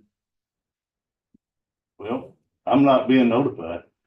Okay, then there's a break. Just like on mine, I'll correct that when I leave here, but I'm not being notified. Okay, when my foreman works with your girl in your office and we cannot, and she tells us we cannot get any rock, then I have no other option other than to go to the secondary vendor. You're still on my yard and I'm talking about your yard. I agree with what D-Ray's saying because when you go to secondary, Jacob doesn't have pickup anywhere. He delivers only. I might not even Yeah. deliver to your yard with the same trucks, just like the other trucks. Just like the trucks that's delivering to your yard is not a contract. But I understand that. But the reality of it is we need to make some changes. And I talked to Patricia and Cheryl a little bit to where that everybody's covered on our side and their side, email or something from the vendor stating that, hey, they know you're going to secondary. I think it needs to be clarified that if there's 5 trucks hauling, the man hauling, every one of them trucks ought to follow by the rules. They ought to follow by the rules. You got 5 different trucks hauling, and because this man hired all 5 of these trucks, that doesn't mean they're hauling by the DOT rules and in compliance. Those trucks shouldn't be hauling for the county. They shouldn't be on county property. I'm talking about his yard, he's talking about my yard. Yeah, and I understand, but I mean, to solve the problem. I hired 5 people to haul his yard. Shouldn't they have to follow the same rules I have followed? Well, yeah, it's no different. It's no different, D-Ray, like you said, than I mean, so if he's not contacting you, which sounds like the problem here. You have the option, you could get statewide or somebody else to haul for you just as easy as the other vendor, if you had the opportunity, right? Right. Okay. I'm not being given the chance. Okay, so let's go back to 8/22 of 2023. In that various area, we were working on Stubblefield Lake Road. Yes, sir. We put in a call to your office or whomever you want to blame it on, to haul us around 1,300 tons of material. Okay, we were told that it would take 2 to 3 months. I'm just giving you information. Okay, so in turn, we come to your office and picked up from your yard. I remember that. Remember that? I remember that occasion. And then That 2 or 3 months wasn't mentioned. the 2 or 3 months is what we were told by your person. Okay, and then we didn't use the vendor that you're talking about now, but back then we ended up having to go to K&K Construction to finish up the project. Your man, I remember, came to my yard and told me that y'all wasn't in no buying for that rock, that he would give us a chance to get it into the yard, and you would haul it from my yard. That's what your son told me. Okay, just So to solve our problem. Yeah. We know we Send got an a email. problem. Emails. We need an email or something. We need, Ms. Cheryl, can you help me with this? What do we need to do in the policies? Hold on. You'll recall when you, a number of years ago, before Cheryl was your purchasing agent, 2-3 purchase agents back, you talked about problems you had when you did, road and bridge materials. If you only had a single person on the list, they couldn't deliver, you had to go back through purchasing to go through a whole new request for proposals or bids. Yeah, we didn't have a secondary. Right, you didn't have a secondary. So at the time, the purchasing agent consulted with our office. We had a detailed conversation about that. Believe in court, we talked about that, where our office gave the opinion to you that you must purchase from the primary. If you cannot purchase from the primary, you can move to the secondary, but you must document why you moved to the secondary. And purchasing office could then look at that and give you some help, and let Cheryl speak for herself and how they deal with that in terms of whether you actually are authorized to move to the secondary. You should be doing that before you purchase the materials, or before you enter into an agreement or whatever to have the materials delivered. This is, honestly, I'm directing this to all 4 of you, because it doesn't sound like that's what y'all are doing, but that was the legal opinion from a number of years ago. You need to do that. The law says you got to purchase from the primary. And if you can't, we've found our way in interpreting the law to let you use your secondary, but only if you document why you're doing it. And then you don't have a whole lot of this, well, this person said, and that person said, all that stuff. So if you reach out to your primary and they can't provide you the materials you need in a timely manner, then run that by the purchasing office. Cheryl, again, I'll let you weigh in on that. Run that by the purchasing office, for clarification or approval, or if you want to call it that, or just to confirm in your mind that you can move to your secondary. Well, and this happens every year. I mean, every year I have to document myself to. My understanding, Commissioners, it happens to y'all, not just every year, but like all the time. It's a common occurrence. And so if you go back in the days, Commissioner White was the last one on the court that they didn't even have secondaries. No. All of you have had secondaries when you're doing your job currently. Well, they're there to expedite things, move things along so that you can perform the duties and work that you're supposed to do. But you can't just go to them. On the other hand, when primary doesn't perform, you need to be able to go to your secondary. But to protect you going forward, my recommendation is run through the purchasing office, make sure that everything's copacetic, and then go from there. Ms. Patricia. When the purchase order is issued, the primary vendor and the secondary vendor are both listed on the purchase order. And when the invoice is turned in to the auditor's office, if the vendor is not the primary vendor, that if the commissioner has not written an explanation on the invoice, we call the commissioner and get the explanation, then the invoice is paid. One thing, listening to Quentin's suggestion, it may be that the purchase order be issued for only the primary vendor, and that a separate requisition would be required to get a purchase order for the secondary vendor. Then you have purchasing review of that prior to the purchase order being made, rather than doing open purchase orders to secondary vendors that include the secondary vendor. Cheryl, you want to weigh in? Yes, I do.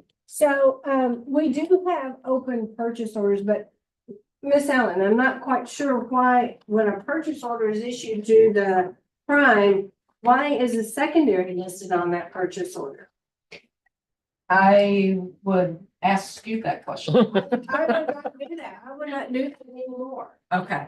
If a purchase order is issued to a prime contractor, it is to that prime contractor.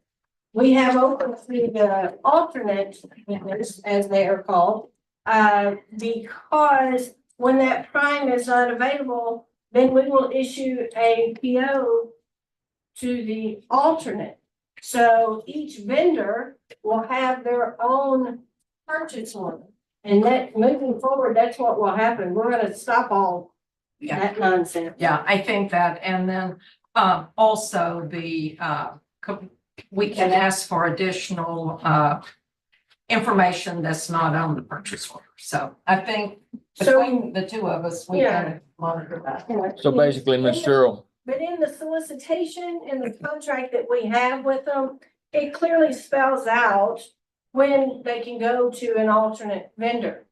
What it doesn't spell out is documentation of when, and in some of our processes, and in fact, GIS engineering, whenever we go to our engineer vendors, we go to our prime, they will send us an email.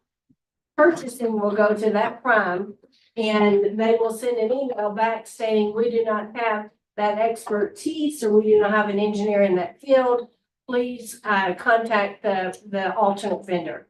We immediately go to the alternate vendor, they come back and respond and go, we'll be there on the spot. So it's all documented, and there's no question of who will be servicing and on what day, but it is recorded.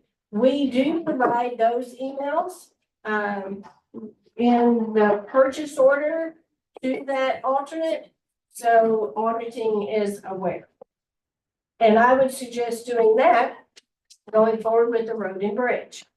it needs to be done. I mean, prior to me being sitting in this chair, a very similar situation happened to me, and it's one of the reasons I run for this office is to stop this bullshit. It needs to stop. So I'd say whatever we need to do where it doesn't happen again, let's put something. Your foremen can send emails to the vendors. If they come back and go, we don't have it, they can forward that email to purchasing, and then we will okay it and move forward for them to contact the alternate.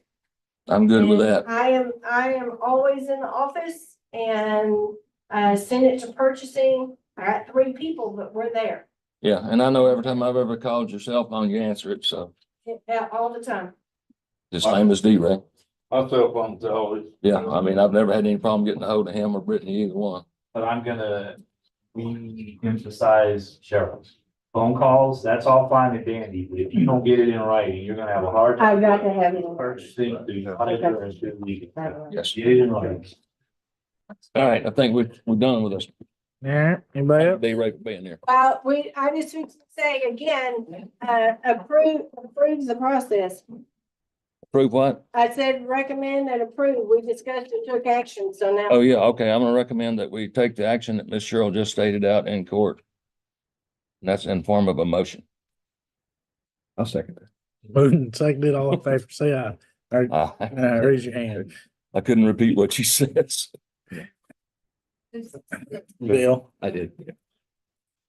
36, receive a status update on the Walker County GLO, HUD, MID, and state emit mod grant applications. It had been a while since we heard anything from this. They were kind of slow, so I sent an email to Johnny Green and to our current, what I thought was our current Grant Works representative, and my understanding is we It have, changed a lot.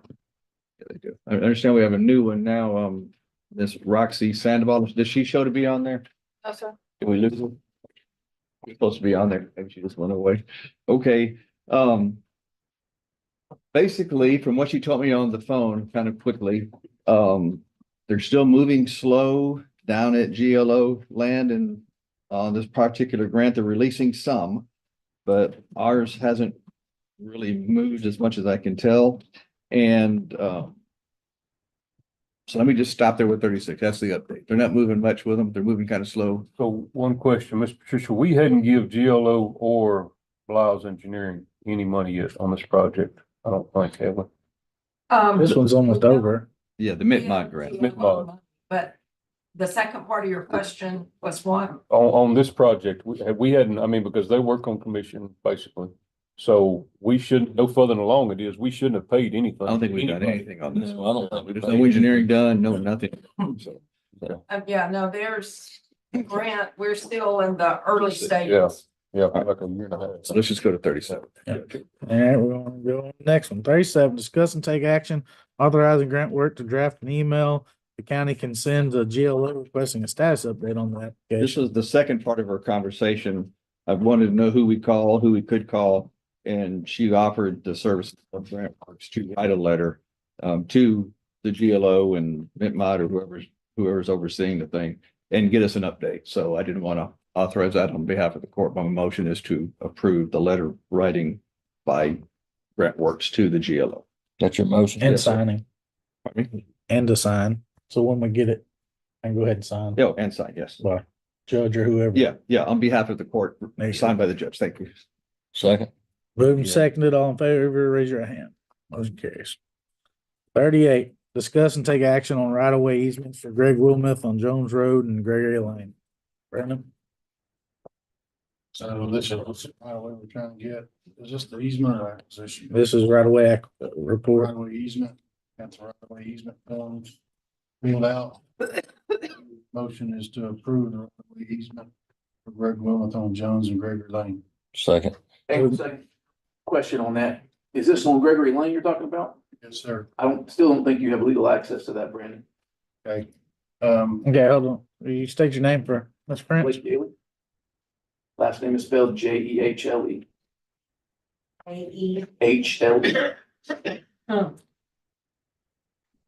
Brandon, you know what he's referring to? I do know what it's referring to. There's a underlying right of way that on the other side of the road, well, property that the road property line. I don't have a map up here, but they own there's another subdivision on the side of the east part of the last house.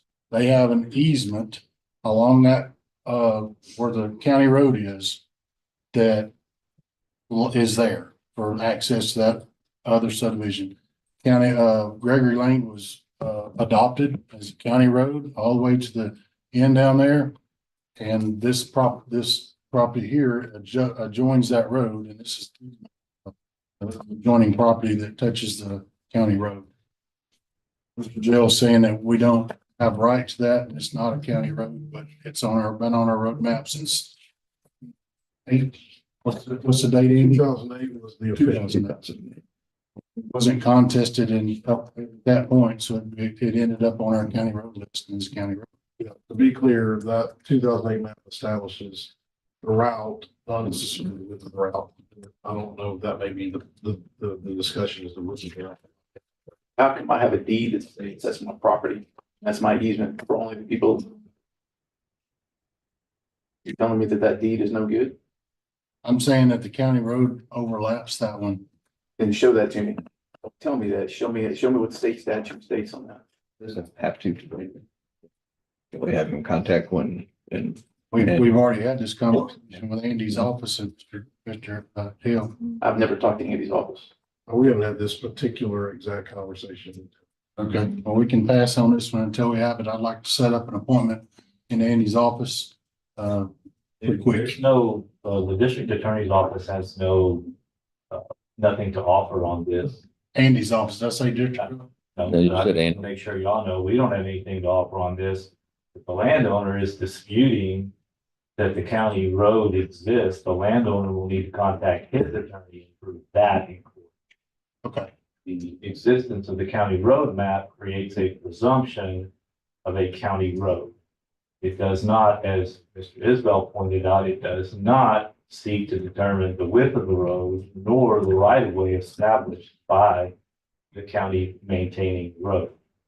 If the landowner has got a dispute about where the county road is and how much right of way it has, attorney will need to take appropriate steps. How do I find the proceedings back in 2008 when that occurred? Can't give you all legal advice. I didn't ask for legal advice. How do I find those proceedings? If we're messing up on procurement practices, how do I know the proceedings weren't done accurately as well? Sounds like most, by the recommendation. With your attorney. Yeah, so we'll pass on this for 2 weeks so you can get you an attorney and we'll move forward after that. Okay, what are you expecting me to provide to you? I think Make you're your being, case about arguing it's not a county road. That's easy to do. So Brandon, where does this easement go? Is it run the width of the road, the length of the road, a portion of the road? The road touches this Wilmouth property. The road, the fence is right close to the edge of the road. This is just gonna give us the easement we, like we do on every other one. I'll pass on this one for 2 weeks. 39, discuss take action on right-of-way acquisition report for Greg Wilmoth on Jones Road and Gregory Lane. We'll pass for 2 weeks on this one. 40, discuss take action on right-of-way for Roy Mathis on Mathis Dairy Road. It's a different one. This is a different one. Mathis, we've been meeting this right away for a long time. My motion's gonna be to approve the right away. Second, if you get it from Roy. Moving second, all in favor, raise your right hand. Motion carries. 41, discuss and take action on right-of-way acquisition report for Roy Mathis on Mathis Dairy Road. Move for approval. Same thing. Moving second, all in favor, raise your right hand. Got it Motion now. carries. I got, was that Decker and White again? Yes, ma'am. Okay. 42, Andy, you better rush it. You got less than an hour. Public hearing concerning plat number 2023-046, replat of lot 1, section 1, and the portion of Magnolia Drive in the Sam Houston Forest Estate Subdivision, G.W. Robinson Survey, A-454 Magnolia Drive. Time is 11:07. Is anyone here to speak upon this? Woods, do we have? You got like 3, I think, for sure. Which one is this? This one, no. Wedgeworth?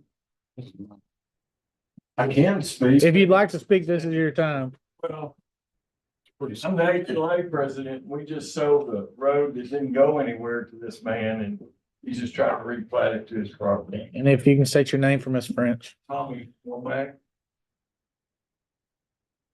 HOA president Got your name. Sam Houston Forest Estates.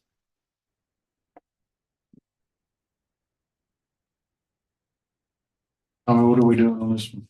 So this is not a publicly maintained road. The HOA transferred a portion of property to this owner that owns this adjoining lot.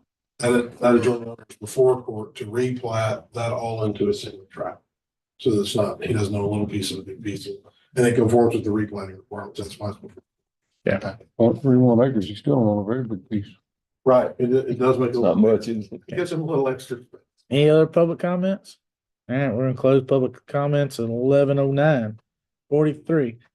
Discuss and take action on plat number 2023-046 for replat of lot 1, section 1, and a portion of Magnolia Drive in the Sam Houston Forest Estate Subdivision, G.W. Robinson Survey, A-454 Magnolia Drive. I get a clarification. Did I hear Andy say that Magnolia Drive is not a public road? Yes. Now, when you say that, Andy, you and I, we both know. It's not a publicly maintained road. I'm not gonna make a comment as to whether somebody could pop up and claim, Thank you. right? So there are three types of roads. There's a private road, there is a public road that is not county maintained, and there is a public road that is county maintained. What I believe Andy is telling the court, this is not a county maintained public road. Yeah, I think that's exactly what he said, Quentin. Either the other two types, so it could be in fact a public road. It is just not county maintained. Yeah, thank you, sir. I know better than to make a finding of that. Is you, Brandon? Do we have any contingencies to add to this? No, sir. Move to approve. So, Moving seconded, all in favor, raise your right hand. Motion carries. 44, discuss and take action on Gordon Peavy request for waiver for variance request fee for plot number 2023-052, replat of lots 18, 19, and 20, block 2, section 5 of the Wildwood Shore subdivision. They're requesting the same waivers as from the court on several occasions. We're working on it for the court's information to get that revised. But it's the same waiver about right of way width and easement width on the lots. This particular portion of the request is a request on the waiver of the fee, not the actual variance itself. Move to deny. I'll second Waiver that. of the free fee. Moving seconded, all in favor, raise your right hand. Motion carries. 45, discuss and take action on Gordon Peavy request for variance to section B 2.9 and section 4.18 of the Walker County subdivision regulations regarding required utility easements on right-of-way plat number 2023-052, replat of lots 18, 19, and 20. This is a waiver just on those utility easements, right of way easements, not being allowed to be conform with the original plat versus the new standard. It is a private subdivision with private roads. Don't need any contingencies. Just the only contingent would be upon payment of variance. To approve upon payment of the fee. Second. Moving seconded, all in favor, raise your right hand. Motion carries. 46, public hearing concerning plat number 2023-052, replats of lots 18, 19, and 20, block 2, section 5, the Wildwood Shore subdivision. This is the actual request for approval. Same thing. That's the public hearing. Public hearing. 11-12. Any public comments? I don't think we skipped one. No, you're right. This is, No, we're right. we're at 4 on this side. Must have just turned 11. Maybe 6 on it. You only need to do the same. When we get to the approval, the replat would be outstanding balance.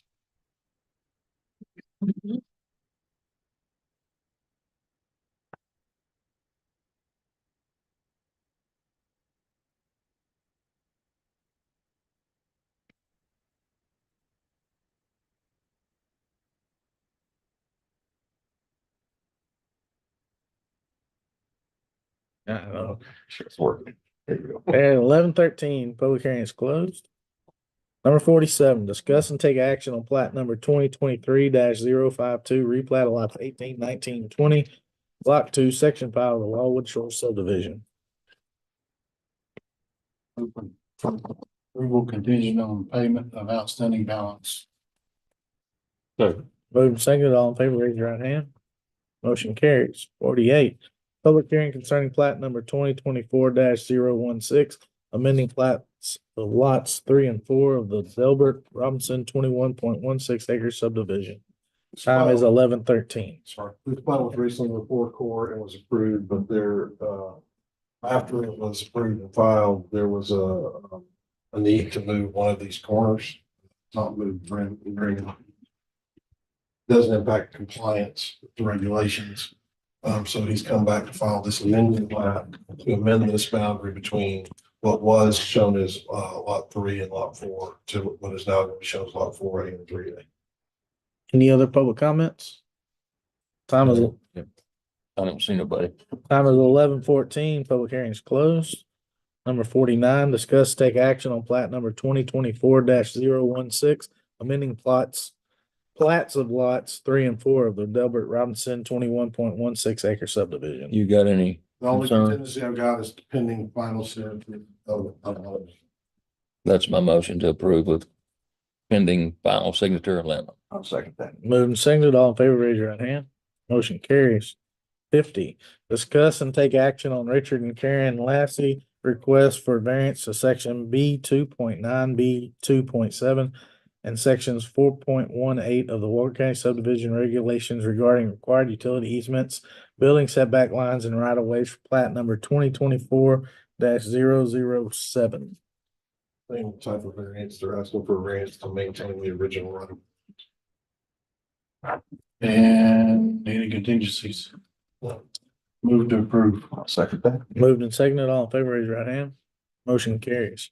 51, discuss and take action on Gary Hilsher request for variance to sections 4.33, B 4.6, B 4.1, and 4.23 of the Walker County subdivision regulations regarding right of ways, lines for plat number 2024-001, Gary Anthony Hilsher, 21.01 acres subdivision. So the request here, if they're making that, they want, there's an existing text dot right of way that's here, shown here. Our policy requires, under current policy, arterial roads, which requires 100-foot right of way. The proposal is that there's a text dot has an existing 80-foot right of way. The additional right of way for this tract would, they're requesting not to dedicate any additional right of way along this text dot road. 1375 east.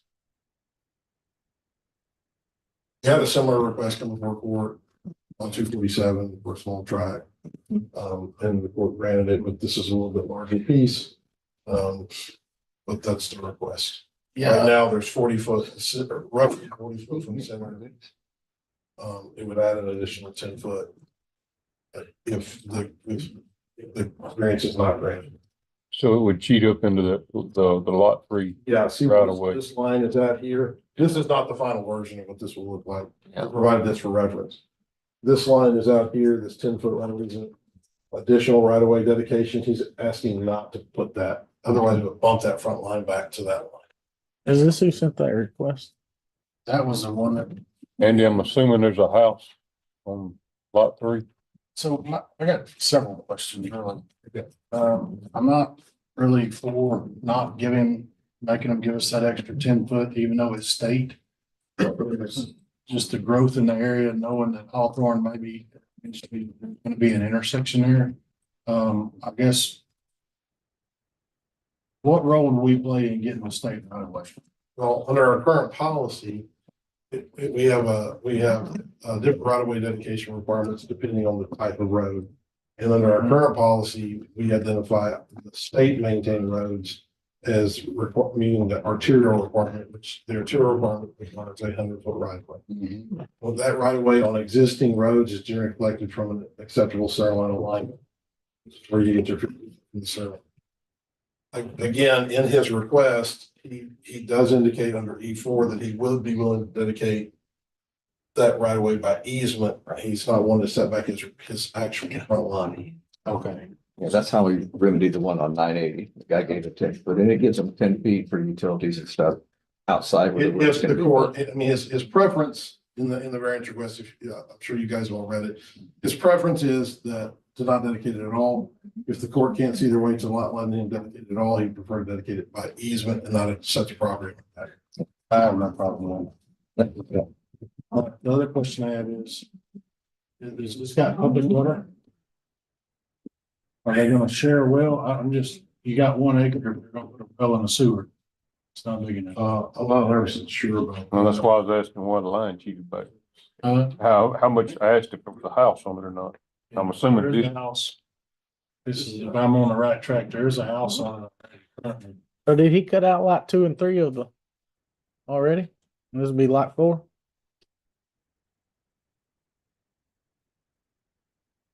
I mean, is he plotting it out lot by lot? He's looking at different lot 2 and 3 and 1. Hold on a second. Get out.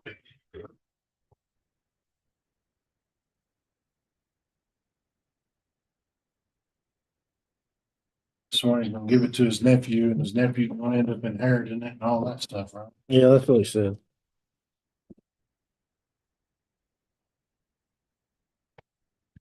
Yeah, it's never guaranteed. That's why I was asking if you just plotting it all out.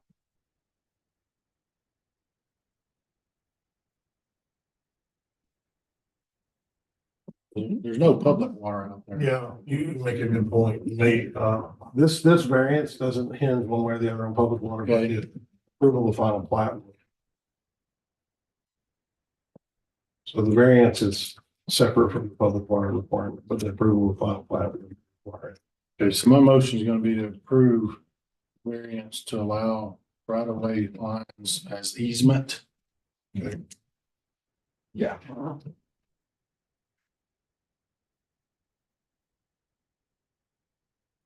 If I get a second. Sorry. I'm sorry. I was just waiting on. I didn't know if you were going somewhere else with that. I thought you were gonna keep going, Brandon. I had Comma, not a period. Yeah. moved and seconded, all in favor, raise your hand. You had to wake us Motion up. carries. 52, discuss and take action on plat number 2024-001. Gary Hilsher, 21.01 acre subdivision CB Finger Survey AE-197. The only contingency here is we don't have a water report as required by the state, no waiver for commissioner on the water requirement, I don't believe. The new water requirement, when you're giving this to your kinfolk, does it not waive it then? Is there not an out for kinfolk? Cause this is his nephew or whatever. If you're not platting, if you're going through the exception process to the planning requirement, it triggers when there's a plat. So kinfolk or no kinfolk doesn't come into play if plat is being filed. So it would be, any approval would be contingent upon their compliance with the groundwater requirements. Either there's requirements in place when the original application was put in or the current requirement. Again, do we need to approve this like this, knowing that there's no public water out there? The only approval that I would suggest today would be contingent upon that they meet the requirements of the code and the state law in relation to groundwater. Then they can come back for a variance. If they need to come back for a variance, then they can. come back for a variance. Yeah. Contingent upon the groundwater requirements. Groundwater certification requirements. Your motion. Second. Moved and seconded, all in favor, raise your hand. Motion carries. 53, discuss and take action on Willard and Amy Carter request for variance to sections B 2.1, B 2.6, and B 2.7 of Walker County subdivision regulations regarding minimum road frontage requirements, minimum building setbacks, and minimum utility easements for their property located in Thomas Stevens League A-49 off Scott Road. So the Carters are here today. Have any questions? What they're looking, this is Scott Road here, is a county road. They have access here is shown here, and then they have access, I believe, here. Two accesses, correct? Yes. But they have no frontage on the county road. They're seeking a variance so that they can create lots 1 and 2, and then a third lot that's the remainder. But they have no frontage on any road for any of the 3 tracks. Even the original tracks they own, already doesn't have. Our policy requires whether you do an except, even if they were to get an exception for family grants, our policy requires that all tracks, whether accepted or platted, have to have minimum frontage on county road currently. And they have 2 right of ways going into there. They have apparently two easements to access the property. Yeah. Deeded easements. Well, they're referenced. One of them has a volume and page, one of them is not referenced. Yeah, so in reality, it's a landlocked piece of land as far as we're concerned. I can't in good conscience make this any worse than it already is. Y'all got any questions? No, I mean, we've basically turned down some other folks in the past on the same situation. So I feel for y'all. I do. I don't know what the fix is for it, but obviously, like I said, buying property out to the county road is very expensive too. So And if we put more lots in there, that's just making it worse. So I'm gonna make a motion to deny the variance request. I'll second that. Yes, ma'am, please. So we actually looked at this land in September. I don't know, and. Miss Carter, could you tell them your name? Yes, Amy Carter. We bought it for the explicit purpose to give two of our children the lots. And we wouldn't have purchased if we had known this was gonna happen. Yeah. There's a big creek that runs through there somewhere too, ain't it? Or is that on the other? It's over on this, Yeah. right here, actually. Yeah, there it is. I don't know if there's some way you can put it in a trust, something like that, Miss Carter, to where they could both, I mean, that's a bond need. Yeah, I don't know. yeah.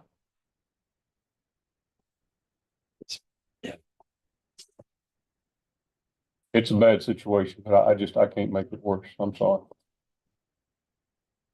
And we have denied people for the same thing. I mean, we'd love to help you if we could. Any other comments? I got a motion and a second. All in favor, raise your hand. All opposed, motion carries. 54, discuss and take action on Top Diamond Investment Group LLC request for 12-month extension for development on-site wastewater permits 2020-007, number 2020-0146, number 2020-0147, number 2020-0148, and number 2020-0149. These are permit applications, as you can tell by the permit numbers, these were originally filed for, 2020 for our people, off of 19 on, of Highway 19. Do your justice. Yeah. The court has extended these prior, obviously, because they're going on. So, they're back to ask for another 12-month extension on the permit so that they can stay open and. Times it's been done? At least once. I think just once. I think once. Let's read the report. There's a property dispute between them and a neighbor. There's a fence that goes across the property that they're fighting over. And I don't know the details of it, but they've been fighting over it for a while. So What's your recommendation? I think we just extend it one more time while they still sort it out. Courts take time. We're not at nothing for it. Yeah, that's your motion. My motion to approve agenda item 54. Second. Moved and seconded, all in favor, raise your right hand. Motion carries. 55, discuss and take action on Gary and Becky Taylor request for variance to section 5 of the Walker County subdivision regulations regarding amending plats to be allowed to proceed under section 232.010 of the Texas Local Government Code to convey portions of plotted lot via meets and bounds description for lot 1, block 2 of the Waverly Acres subdivision, Mill Whitley League, Jose Maria de la Garza survey. Oof. That's a mouthful. Okay. So I'll give you the background as it was given to me. I can't testify to this as fact, but this. So originally this tract was in a platted subdivision. Okay. Longhorn Loop here is a road, is a county road. At some point, I believe in the 80s, there was financing thing, or there was some sort of a divorce, really? Yes, it went through a divorce back in '86. And it was split up between the house and an acre, went to the wife, and the 4 acres went to the gentleman. Are you Gary Taylor? Gary Taylor. Evidently, it was surveyed out, but what I was told, it was never platted. Because it was an existing platted subdivision and the mini plat or replat is required under the state statute. We don't have one of record. He came in just to get permits on it. The 2 tracks, like he said, were split up in the divorce. They were then transferred to other parties. And he ended up with the 1 acre. He has an easement here. How wide is that? 20 feet, I believe. Looks like at the top says 20. Yeah, 20 feet. he's asking, because it's been so long, he's not the owner of both tracks. He only owns this track and the easement. He's requesting a 232.010 approval by Commissioner's Court for transfer by meets and bounds. If I have that, that brings his lot into compliance, then we can move forward with the permit. If not, he's gonna have to go back and figure out a way to file an amending or replat. So this was basically a court ordered cut up, basically. Yeah, I mean, I don't have I know a the copy answer to of that the question. document from the court that actually divided it, if it was done by agreement or by the court. I don't have that document, but Okay, it just is what it is. all I can tell you is what's been presented to me. Yeah. Don't like the 20 foot, there ain't no way we can get out of it, so, the motion is gonna be to approve the request for variance. I'll second that. We need any contingencies on it? No. Moved and seconded, all in favor, raise your hand. Motion luck. carries. 56, discuss and take action on addressing estates of Texas Grand Ranch subdivision, section 1 off of the plat in place of standard distant driveway formula. So we have a standard distance formula that we use when we address the driveways. And we don't issue addresses until those driveways apply for. We make them stake them. That way we make sure that our address lines up with the actual driveway. We have had applications in the past for higher density subdivisions, generally 1 acre and under, where they have asked that we issue addressing off the plat. There's a lot of benefits to them at the development side to have all those addresses up front when they're dealing with the utility provider and all that kind of stuff. We have allowed, the court has allowed it previously on Deer Forest subdivision, because they had 1 acre lots. So what it does is, instead of us waiting, we basically use a centroid of each lot. We assign an address, and then we do a little bit of massaging on our side to make sure those addresses sort of line up, especially in curves and those kinds of things. We still tie it back to a distance. And we do that because it helps us plot accurately whenever we move forward and the computer is trying to locate where that address is at. It uses measurement down the road. Yeah. So we still do that. We still track it back to distance. Typically what we'll use in the subdivision side is around 20 foot between addresses versus our other, which is 66 foot. Okay. So when we do this, we come to court and we make sure the court is on board with it, objections to it. This has been requested by the developer, and it's very similar to one that we did not very long ago, the Deer Forest subdivision. Actually, that was the same as that. Where the court granted us to allow it to be done that way. The other benefit is it gets all those addresses up and into the 911 dispatch sort of like immediately. Yeah, so we provide those point coverages and the developer can sort of have all those. They can request all their addresses up front, have all those. It's not uncommon in higher density subdivisions to do it this way. And that's what this is, right? This one is actually being regulated by the city of Huntsville. These are roughly 1 acre lots. So it's not gonna mess with your numbers. No, it'll be to the center. So you can still, the only issue we have is you can still have like, say you had a 14 and a 13, you can still have the 14 maybe before the 13, depending on where they put their address. But because your frontages are so much smaller, it's at least like sight distance. Yeah. Well, when you get into the bigger lots, it makes a difference. When you end up with bigger lots, it makes a big difference. It can make a huge difference depending on what your frontage is. That's why historically the court has limited allowing this to sort of the 1 acre and below range. Yeah. Okay. All right. You good, Andy? Yes. I make a motion to approve agenda item 56. Moving second, all in favor, raise your right hand. Motion carries. 57, discuss and take action on addressing the manor subdivision off of the plat in place of standard distance driveway form. We had a similar request to do this subdivision. And they would basically use the same sort of general. This was mine, ain't it? This picture. Approval. Second. Moving second, all in favor, raise your right hand. Motion carries. 58, discuss and take action on Popovich Incorporated, Miguel Popovich request for 12-month extension for development on-site wastewater permit application number 2022-0340. Permit extension request similar to the one earlier for different projects. You guys can, we've had some issues getting all their stuff together to get this building in place. Where's it located in? New Waverly? Oh, is it mine? I don't know. That's, No, it's to Ronnie. where's it Yours? at? I don't know. Your email's on the back. Oh, no, that's workshop email. Okay, They didn't get separated. it didn't say anything. New Waverly job. Oh, it's mine. Move for approval. Okay. Moved and seconded, all in Get it in the favor. right spot. Raise your right hand. Passes. No workshop was done, no executive. Public comment, none was given. Questions from media, Commissioners Court. Media allowed. Move to adjourn.